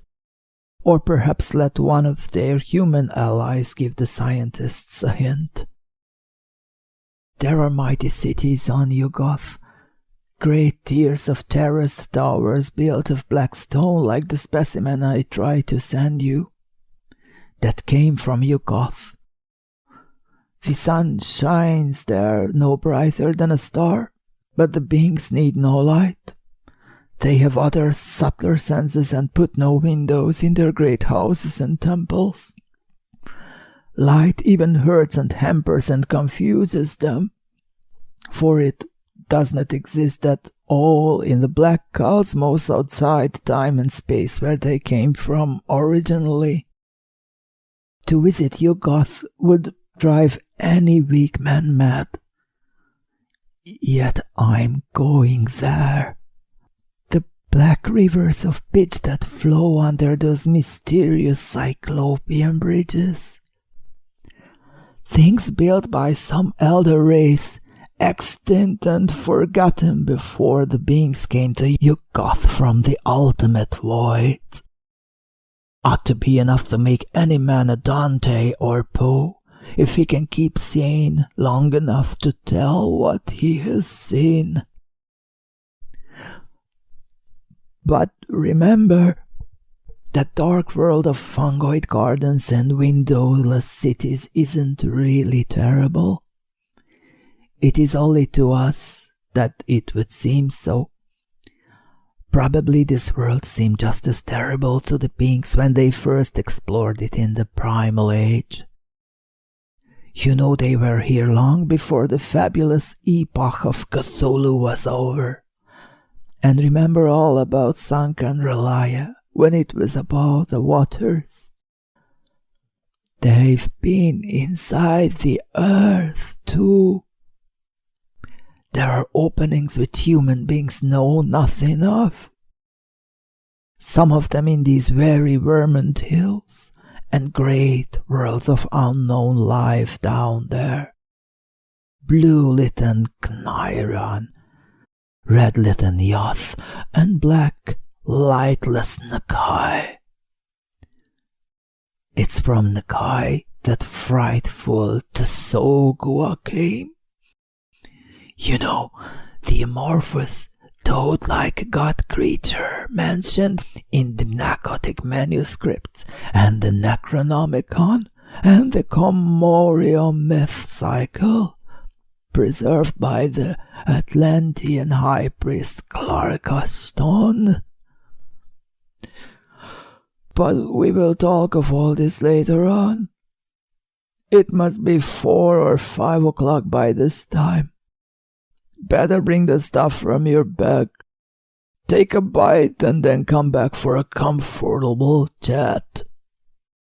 Very slowly I turned and began to obey my host, fetching my valise, extracting and depositing the desired articles, and finally ascending to the room designated as mine. With the memory of that roadside claw print fresh in my mind, Akeley's whispered paragraphs had affected me queerly, and the hints of familiarity with this unknown world of fungus life, forbidden Yugoth, made my flesh creep more than I cared to own. I was tremendously sorry about Akeley's illness, but had to confess that his hoarse whisper had a hateful as well as pitiful quality. If only he wouldn't gloat so about Yugoth and its black secrets. My room proved a very pleasant and well-furnished one, devoid alike of the musty odor and disturbing sense of vibration. And after leaving my valise there, I descended again to Great Akeley and take the lunch he had set out for me. The dining room was just beyond the study, and I saw that the kitchen L extended still farther in the same direction. On the dining table, an ample array of sandwiches, cake, and cheese awaited me, and a thermos bottle beside a cup and saucer testified that hot coffee had not been forgotten. After a well-relished meal, I poured myself a liberal cup of coffee, but found that the culinary standard had suffered a lapse in this one detail. My first spoonful revealed a faintly unpleasant acrid taste, so that I did not take more. Throughout the lunch I thought of Akeley sitting silently in the great chair in that darkened next room. Once I went in to beg him to share the repast, but he was whispered that he could eat nothing as yet. Later on, just before he slept, he would take some malted milk, all he ought to have that day. After lunch I insisted on clearing the dishes away and washing them in the kitchen sink, incidentally emptying the coffee which I had not been able to appreciate. Then returning to the darkened study, I drew up a chair near my host's corner and prepared for such conversation as he might feel inclined to conduct. The letters, pictures, and record were still on the large center table, but for the nonce we did not have to draw upon them. Before long I forgot even the bizarre odor and curious suggestions of vibration. I have said that there were things in some of Akeley's letters, especially the second and most voluminous one, which I would not dare to quote or even form into words on paper. This hesitancy applies with still greater force to the things I heard whispered that evening in the darkened room among the lonely hills. Of the extent of the cosmic horrors unfolded by that raucous voice I cannot even hint. He had known hideous things before, But what he had learned since making his pact with the outside things was almost too much for sanity to bear. Even now I absolutely refused to believe what he implied about the constitution of ultimate infinity, the juxtaposition of dimensions, and the frightful position of our known cosmos of space and time in the unending chain of linked cosmos atoms which makes up the immediate supercosmos of curves, angles, and material and semi-material electronic organization. Never was a sane man more dangerously close to the arcana of basic entity. Never was an organic brain nearer to utter annihilation in the chaos that transcends form and force and symmetry. I learned whence Cthulhu first came, and why half the great temporary stars of history had flared forth. I guessed, from hints which made even my informant pause timidly, the secret behind the Magellanic clouds and globular nebulae, and the black truth veiled by the immemorial allegory of Tau. The nature of the dolls was plainly revealed, and I was told the essence, though not the source, of the hounds of Tyndalos.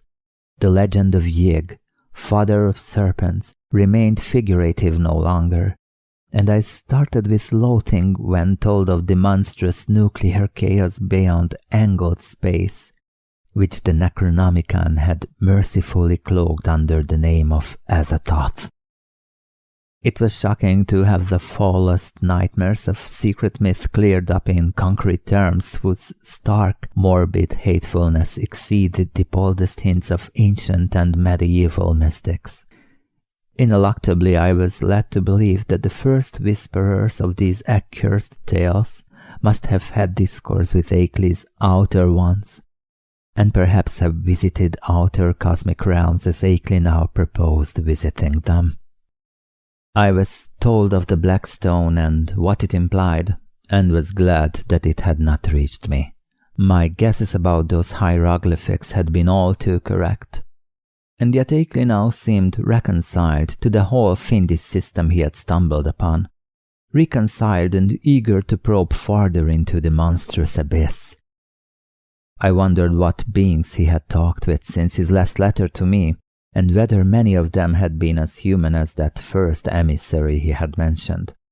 The tension in my head grew insufferable, and I built up all sorts of wild theories about that queer, persistent odor and those insidious hints of vibration in the darkened room. Night was falling now, and as I recalled what Akeley had written me about those earlier nights, I shuddered to think there would be no moon. Nor did I like the way the farmhouse nestled in the lee of that colossal forested slope leading up to Dark Mountain's unvisited crest. With Akeley's permission, I lighted a small oil lamp, turned it low, and set it on a distant bookcase beside the ghostly bust of Milton. But afterward I was sorry I had done so, for it made my host's strained, immobile face and listless hands look damnably abnormal and corpse-like. He seemed half incapable of motion, though I saw him nod stiffly once in a while. After what he had told, I could scarcely imagine what profounder secrets he was saving for the morrow. But at last it developed that his trip to Yuggoth and beyond, and my own possible participation in it, was to be the next day's topic. He must have been amused by the start of horror I gave at hearing a cosmic voyage on my part proposed, for his head wobbled violently when I showed my fear. Subsequently he spoke very gently of how human beings might accomplish, and several times had accomplished, the seemingly impossible flight across the interstellar void. It seemed that complete human bodies did not indeed make the trip, but that the prodigious surgical, biological, chemical, and mechanical skill of the outer ones had found a way to convey human brains without their concomitant physical structure. There was a harmless way to extract the brain, and a way to keep the organic residue alive during its absence. The bare, compact cerebral matter was then immersed in an occasionally replenished fluid within an ether-tight cylinder of a metal mined in Yugoth. Certain electrodes reaching through and connecting at will with elaborate instruments capable of duplicating the three vital faculties of sight, hearing, and speech. For the winged fungus beings to carry the brain cylinders intact through space was an easy matter. Then, of every planet covered by their civilization, they would find plenty of adjustable faculty instruments capable of being connected with the encased brains, so that after a little fitting these traveling intelligences could be given a full sensory and articulate life, albeit a bodiless and mechanical one, at each stage of their journeying through and beyond the space-time continuum. It was as simple as carrying a phonograph record about and playing it whenever a phonograph or corresponding make exists. Of its success there could be no question. Akeley was not afraid. Had it not been brilliantly accomplished again and again? For the first time, one of the inert, wasted hands raised itself and pointed stiffly to a high shelf on the farther side of the room. There, in a neat row, stood more than a dozen cylinders of a metal I had never seen before. Cylinders about a foot high and somewhat less in diameter, with three curious sockets set in an isosceles triangle over the front convex surface of each. One of them was linked at two of the sockets to a pair of singular-looking machines that stood in the background. Of their purport I did not need to be told, and I shivered as with ague. Then I saw the hand point to a much nearer corner, where some intricate instruments with attached cords and plugs, several of them much like the two devices on the shelf behind the cylinders, were huddled together. There are 4 kinds of instruments here, Wilmarth, whispered the voice. 4 kinds, 3 faculties each, make 12 pieces in all. You see, there are 4 different sorts of beings represented in those cylinders up there. 3 humans, 6 fungoid beings who can navigate space corporeally, 2 beings from Neptune. God, if you could see the body this type has on its own planet. And the rest entities from the central caverns of an especially interesting dark star beyond the galaxy. In the principal outpost inside Round Hill, you know, and then find more cylinders and machines. Cylinders of extra-cosmic brains with different senses from any we know. Allies and explorers from the outermost outside. And special machines for giving them impressions and expression in several ways suited at once to them and to be comprehensions of different types of listeners. Round Hill, like most of the Bink's main outposts all through the various universes, is a very cosmopolitan place. Of course, only the more common types have been lent to me for experiment. Here, take the 3 machines I point to and set them on the table. That tall one with the 2 glass lenses in front. Then the box with the vacuum tubes and sounding board. And now the one with the metal disc on top. Now for the cylinder with the label B67 pasted on it. Just stand in that Windsor chair to reach the shelf. Heavy? Never mind. Be sure of the number. B67. Don't bother that fresh shiny cylinder joined to the 2 testing instruments. The one with my name on it. Set B67 on the table near where you've put the machines. And see that the dial switch on all 3 machines is jammed over to the extreme left. Now connect the cord of the lens machine with the upper socket on the cylinder. There! Join the tube machine to the lower left-hand socket and the disc apparatus to the other socket. Now move all the dial switches on the machine over to the extreme right. First the lens one, then the disc one, and then the tube one. That's right. I might as well tell you that this is a human being, just like any of us.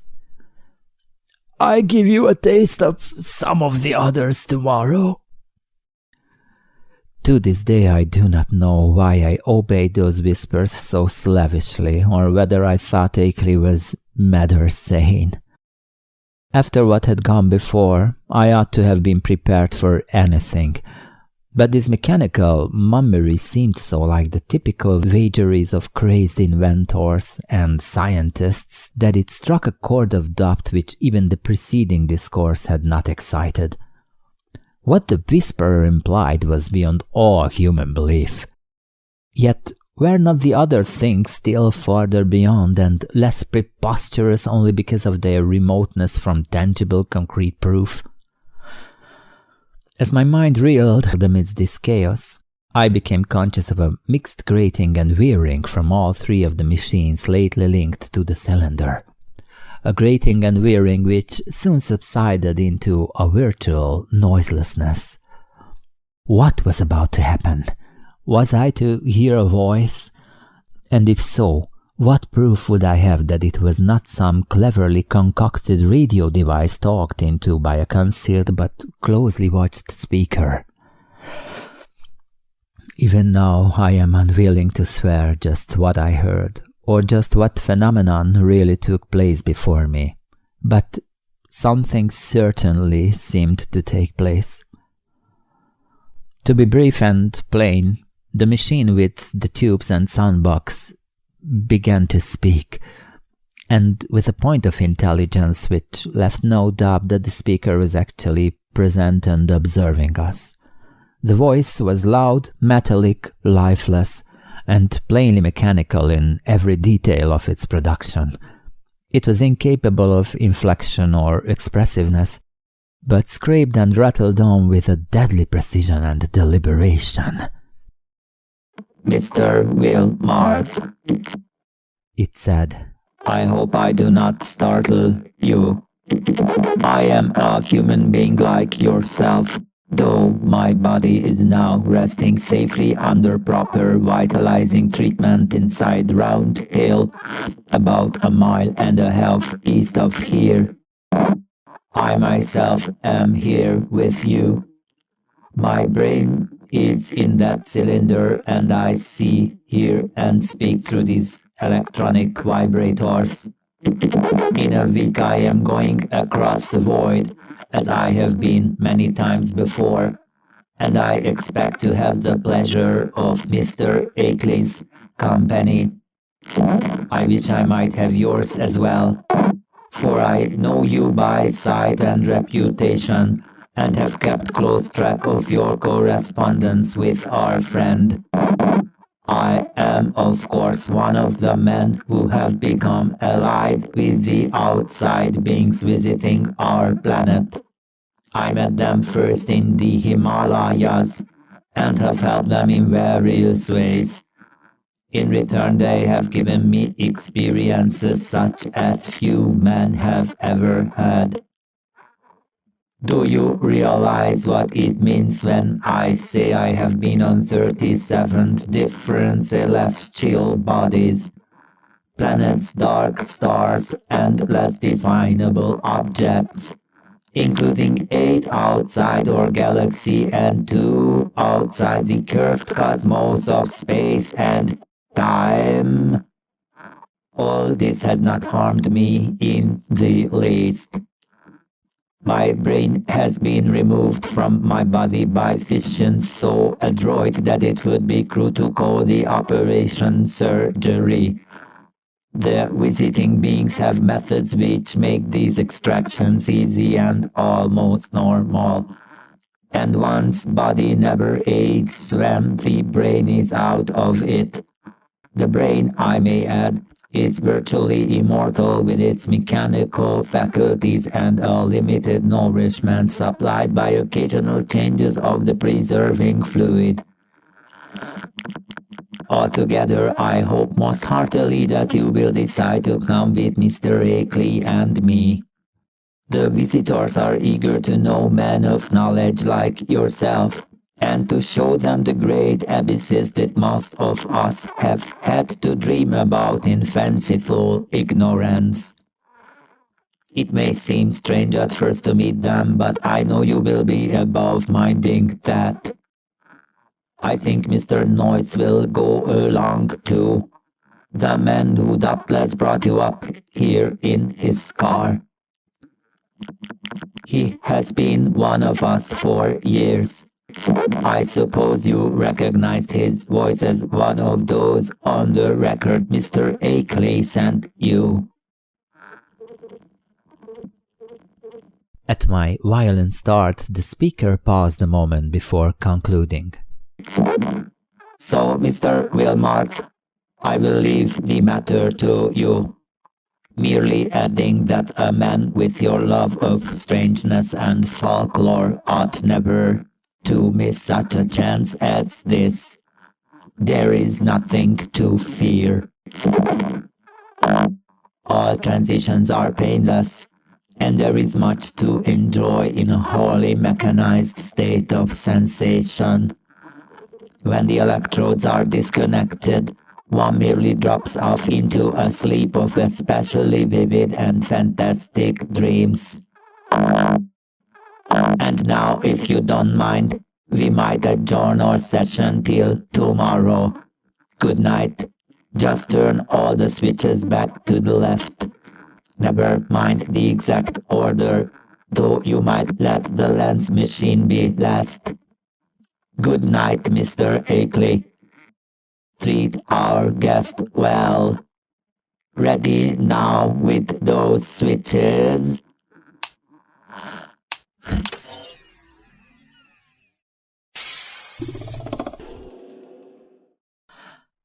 That was all. I obeyed mechanically and shut off all 3 switches, though dazed with doubt of everything that had occurred. My head was still reeling as I heard Akeley's whispering voice telling me that I might leave all the apparatus on the table just as it was. He did not essay any comment on what had happened, and indeed no comment could have conveyed much to my burdened faculties. I heard him telling me I could take the lamp to use in my room, and deduced that he wished to rest alone in the dark. It was surely time he rested, for his discourse of the afternoon and evening had been such as to exhaust even a vigorous man. Still dazed, I bade my host good night and went upstairs with the lamp, although I had an excellent pocket flashlight with me. I was glad to be out of that downstairs study with the queer odor and vague suggestions of vibration, yet could not of course escape a hideous sense of dread and peril and cosmic abnormality as I thought of the place I was in and the forces I was meeting. The wild, lonely region, the black, mysteriously forested slope towering so close behind the house, the footprint in the road, the sick, motionless whisperer in the dark, the hellish cylinders and machines, and above all the invitations to strange surgery and stranger voyagings. These things, also new and in such hidden succession, rushed in on me with a cumulative force which sapped my will and almost undermined my physical strength. To discover that my guide, Noise, was the human celebrant in that monstrous bygone Sabbath ritual on the phonograph record was a particular shock, though I had previously sensed a dim, repellent familiarity in his voice. Another special shock came from my own attitude toward my host whenever I paused to analyze it. For much as I had instinctively liked Akeley as revealed in his correspondence, I now found that he filled me with a distinct repulsion. His illness ought to have excited my pity. But instead, it gave me a kind of shudder. He was so rigid and inert and corpse-like. And that incessant whispering was so hateful and unhuman. It occurred to me that this whispering was different from anything else of the kind I had ever heard. That, despite the curious motionlessness of the speaker's mustache-screened lips, it had a latent strength and carrying power remarkable for the wheezing of an asthmatic. I had been able to understand the speaker when wholly across the room, and once or twice it had seemed to me that the faint but penetrant sounds represented not so much weakness as deliberate repression. For what reason I could not guess. From the first I had felt a disturbing quality in their timbre.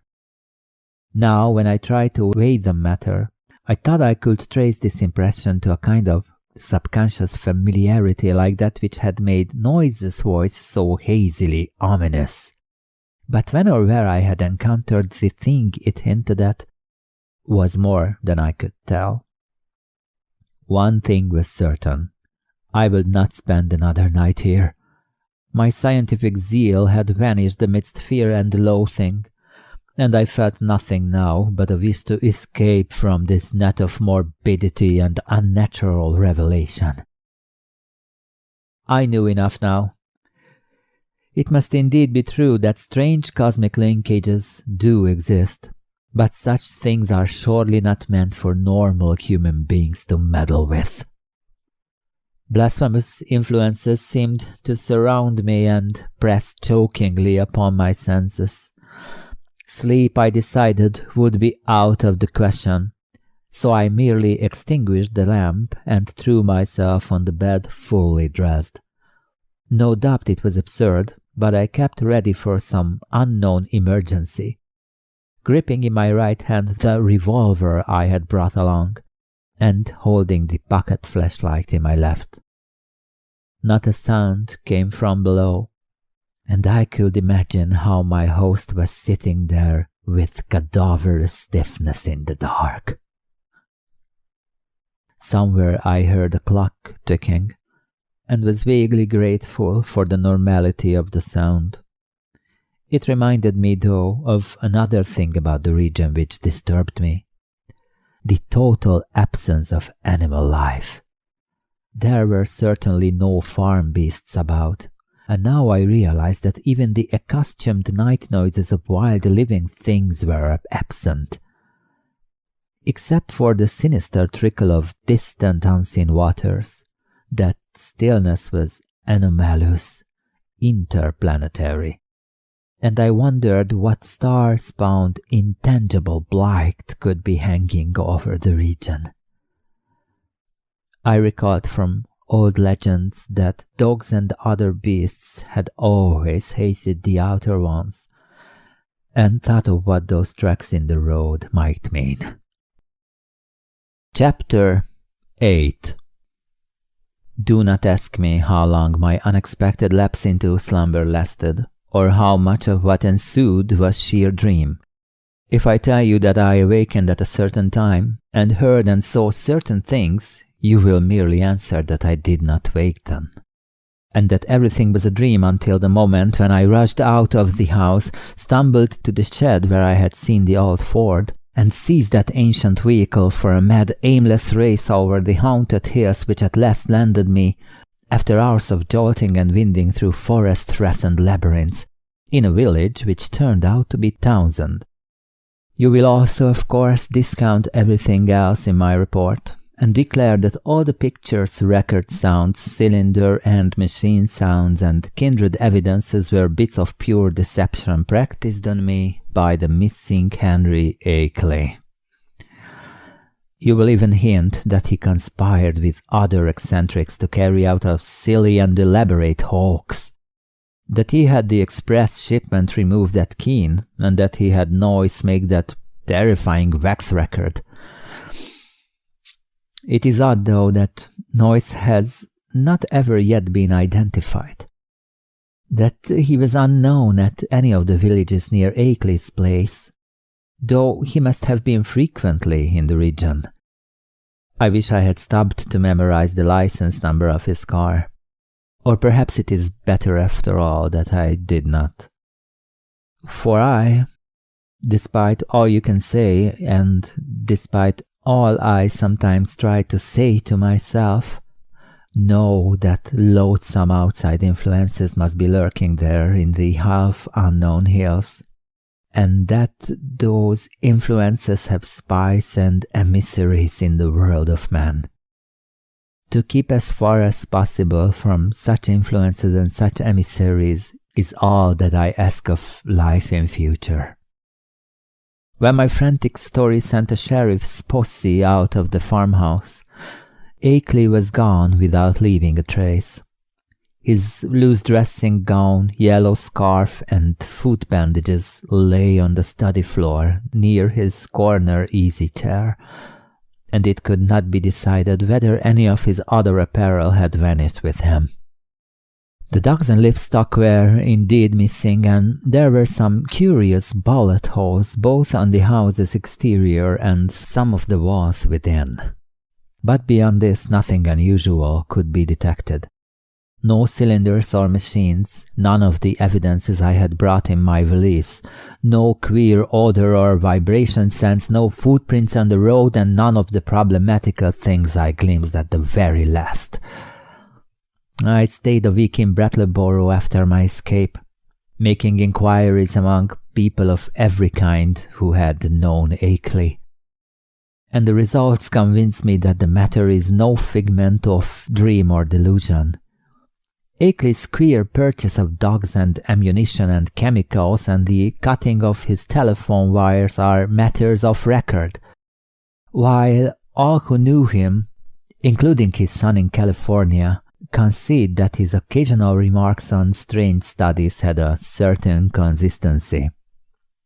Solid citizens believe he was mad, and unhesitatingly pronounce all reported evidences mere hoaxes devised with insane cunning and perhaps abetted by eccentric associates.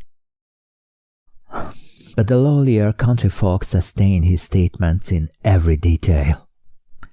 He had showed some of these rustics his photographs and black stone, and had played the hideous record for them, and they all said the footprints and buzzing voids were like those described in ancestral legends.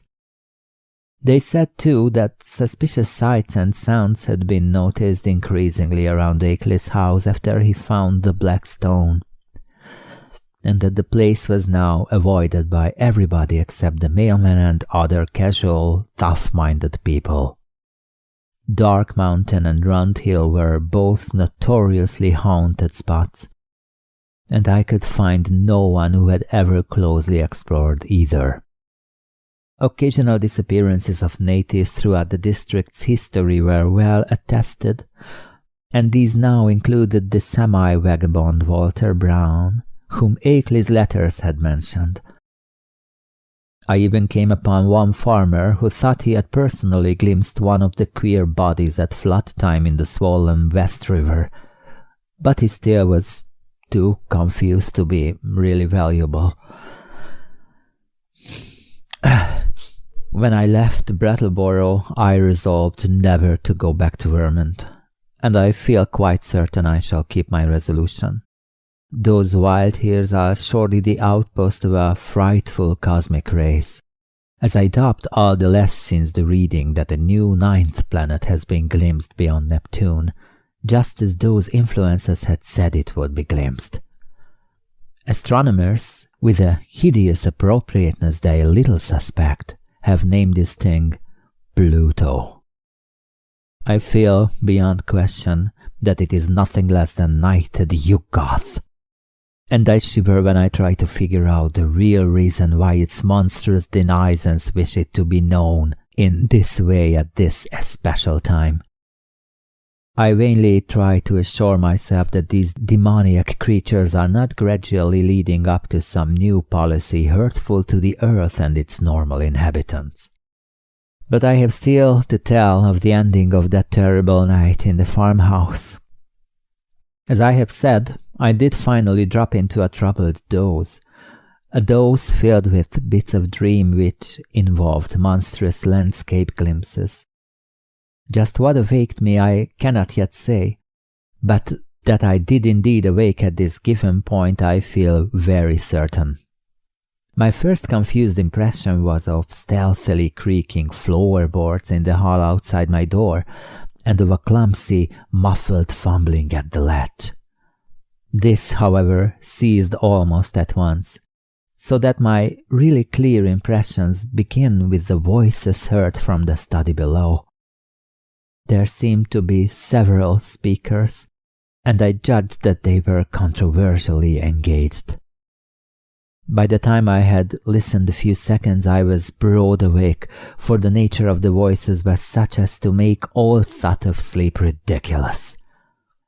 The tones were curiously varied, and no one who had listened to that accursed phonograph record could harbor any doubts about the nature of at least two of them.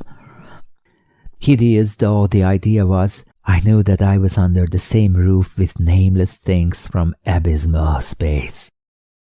For those two voices were unmistakably the blasphemous buzzings which the outside beings used in their communication with man. The two were individually different in pitch, accent, and tempo, but they were both of the same damnable general kind. A third voice was indubitably that of a mechanical utterance machine connected with one of the detached brains in the cylinders.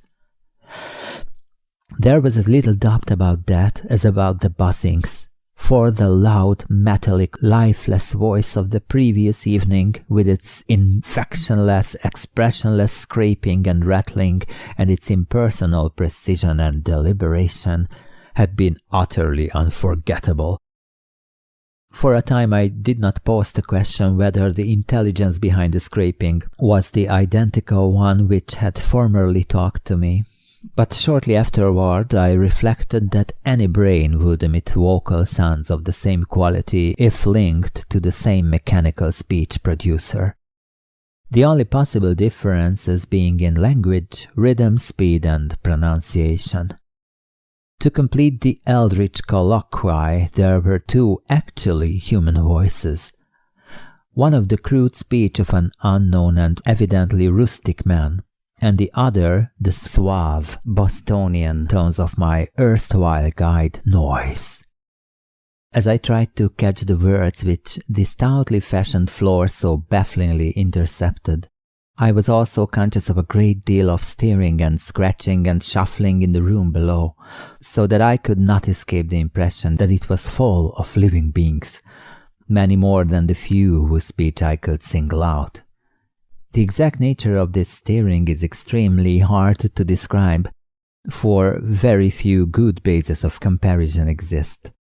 Objects seemed now and then to move across the room like conscious entities, the sound of their footfalls having something about it like a loose, hard-surfaced clattering, as of the contact of ill-coordinated surfaces of horn or hard rubber.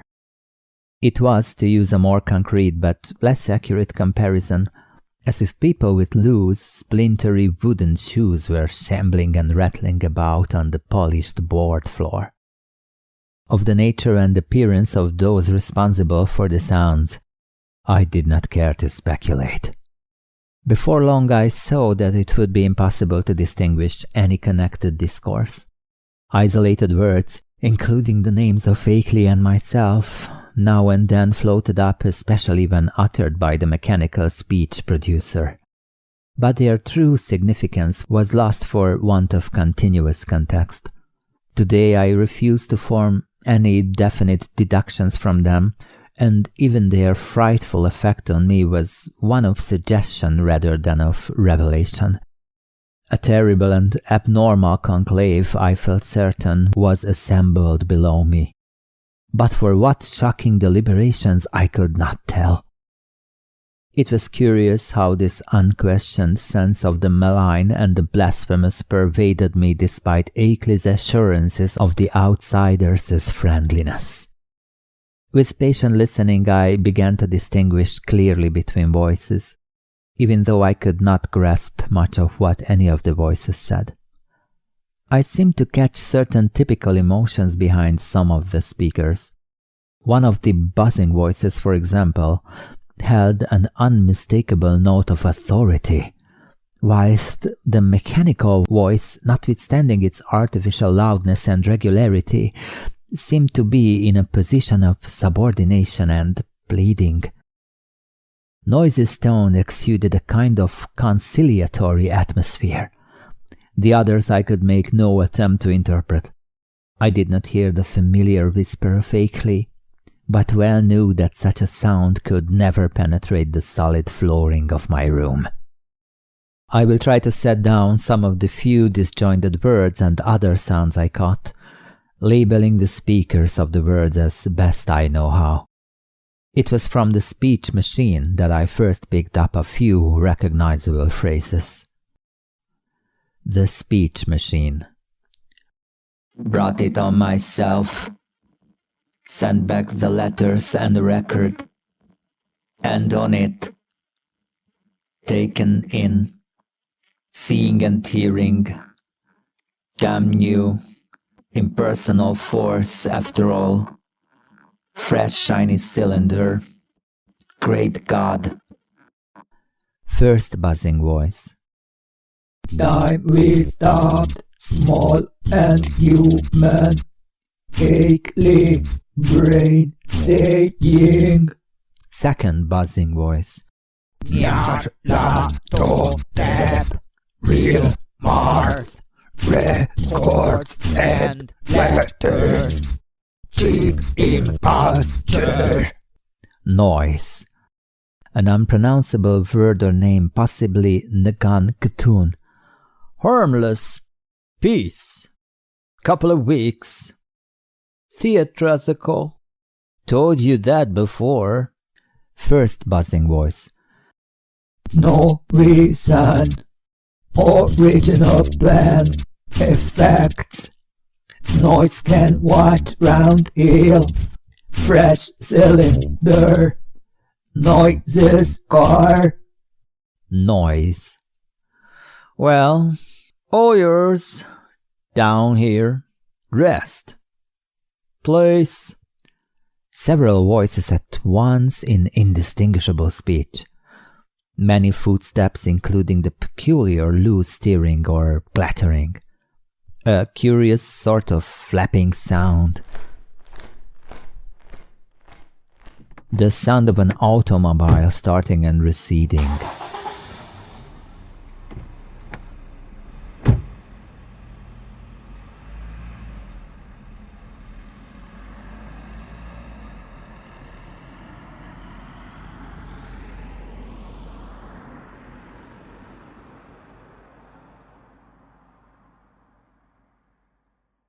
Silence. That is the substance of what my ears brought me as I lay rigid upon that strange upstairs bed in the haunted farmhouse among the demonic hills. Lay there fully dressed with a revolver clenched in my right hand and a pocket flashlight gripped in my left. I became, as I have said, broad awake, but a kind of obscure paralysis nevertheless kept me inert till long after the last echoes of the sounds had died away. I heard the wooden, deliberate ticking of that ancient Connecticut clock somewhere far below, and at last made out that the irregular snoring of a sleeper. Akeley must have dozed off after the strange session, and I could well believe that he needed to do so. Just what to think or what to do was more than I could decide. After all, what had I heard beyond things which previous information might have led me to expect? Had I not known that the nameless outsiders were now freely admitted to the farmhouse? No doubt Akeley had been surprised by an unexpected visit from them. Yet something in that fragmentary discourse had chilled me immeasurably, raised the most grotesque and horrible doubts, and made me wish fervently that I might wake up and prove everything a dream. I think my subconscious mind must have caught something which my consciousness has not yet recognized. But what of Akeley? Was he not my friend, and would he not have protested if any harm were meant me? The peaceful snoring below seemed to cast ridicule on all my suddenly intensified fears. Was it possible that Akeley had been imposed upon and used as a lure to draw me into the hills with letters and pictures and phonograph record? Did those beings mean to engulf us both in a common destruction because we had come to know too much?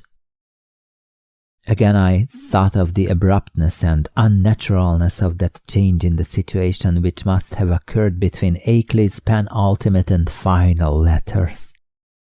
Something, my instinct told me, was terribly wrong. All was not as it seemed. That acrid coffee which I refused, had there not been an attempt to some hidden unknown entity to drug it? I must talk to Akeley at once and restore his sense of proportion. They had hypnotized him with their promises of cosmic revelations, but now he must listen to reason. We must get out of this before it would be too late.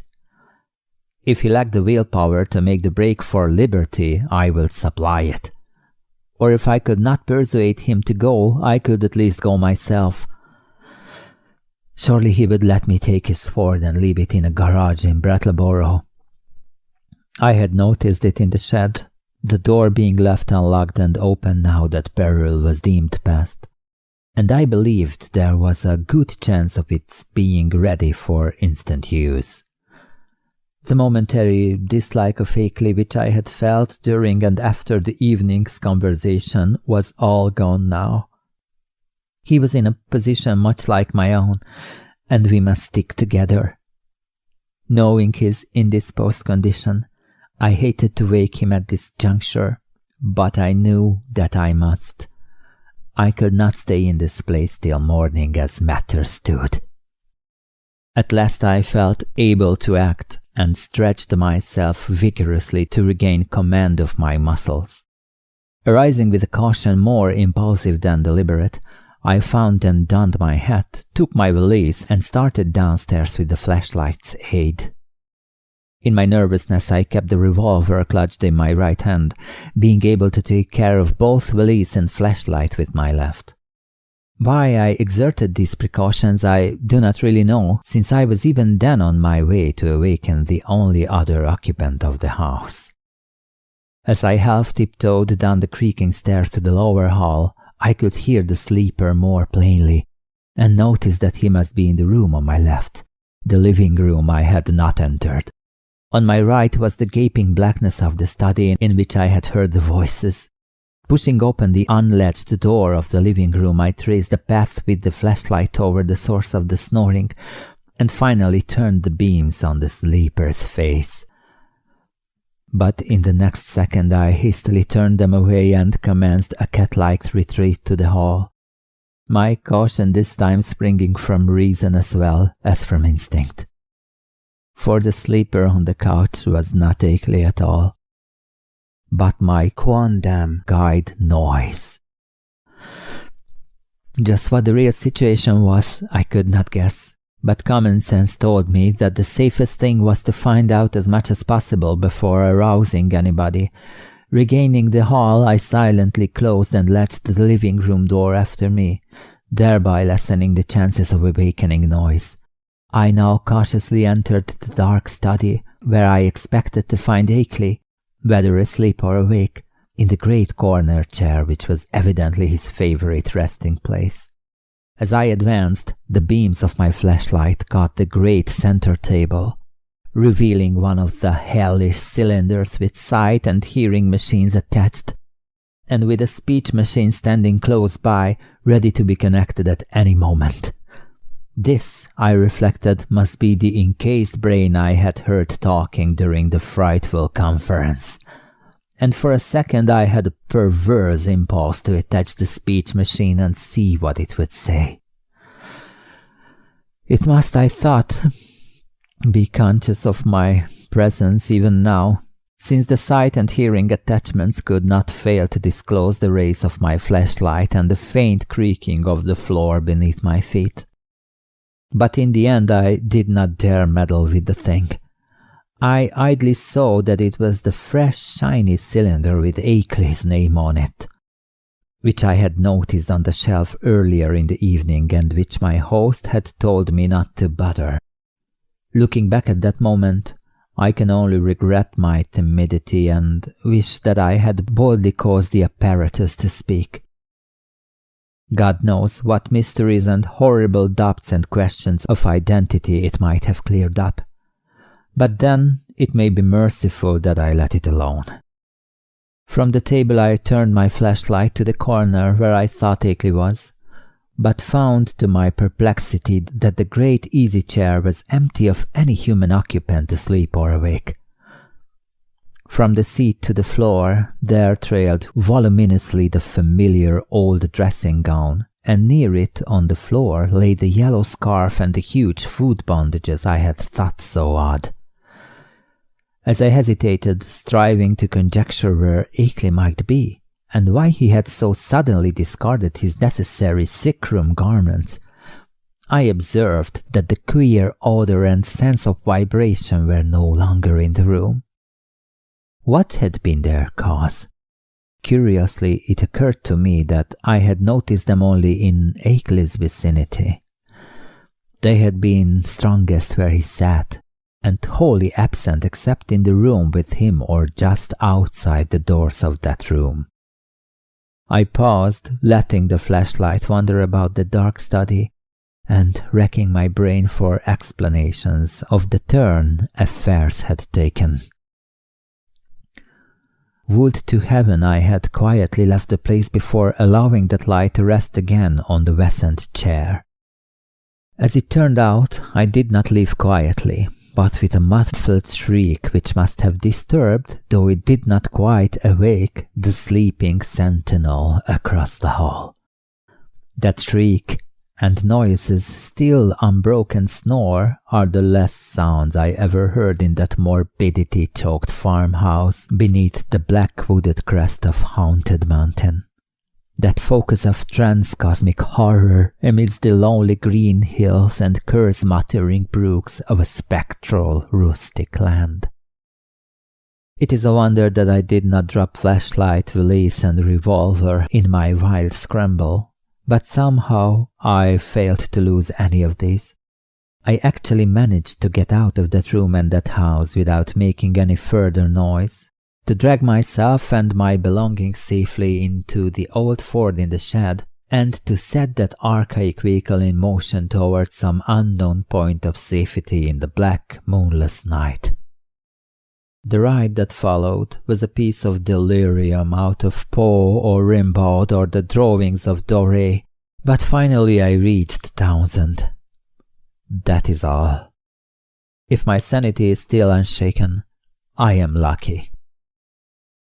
Sometimes I fear what the years will bring, especially since that new planet Pluto has been so curiously discovered. As I have implied, I let my flashlight return to the vacant easy chair after its circuit of the room, then noticing for the first time the presence of certain objects in the seat, made inconspicuous by the adjacent loose folds of the empty dressing gown. These are the objects, 3 in number, which the investigators did not find when they came later on. As I said at the outset, there was nothing of actual visual horror about them. The trouble was in what they led one to infer. Even though I have my moments of half-doubt, moments in which I half accept the skepticism of those who attribute my whole experience to dream and nerves and delusion. The 3 things were damnably clever constructions of their kind, and were furnished with ingenious metallic clamps to attach them to organic developments, of which I dare not form any conjecture. I hope, devoutly hope, that they were the waxen products of a master artist, despite what my inmost fears tell me. Great God! That whisperer in darkness with its morbid odor and vibrations. Sorcerer, emissary, changeling, outsider, that hideous repressed buzzing, and all the time in that fresh shiny cylinder on that shelf. Poor devil! Prodigious surgical, biological, chemical, and mechanical skill. For the things in the chair, perfect to the last subtle detail of microscopic resemblance or identity, were the face and hands of Henry Wentworth Akeley. H.P. Lovecraft. The Whisperer in Darkness. Read by Zoltán Gyalog. Thanks for listening.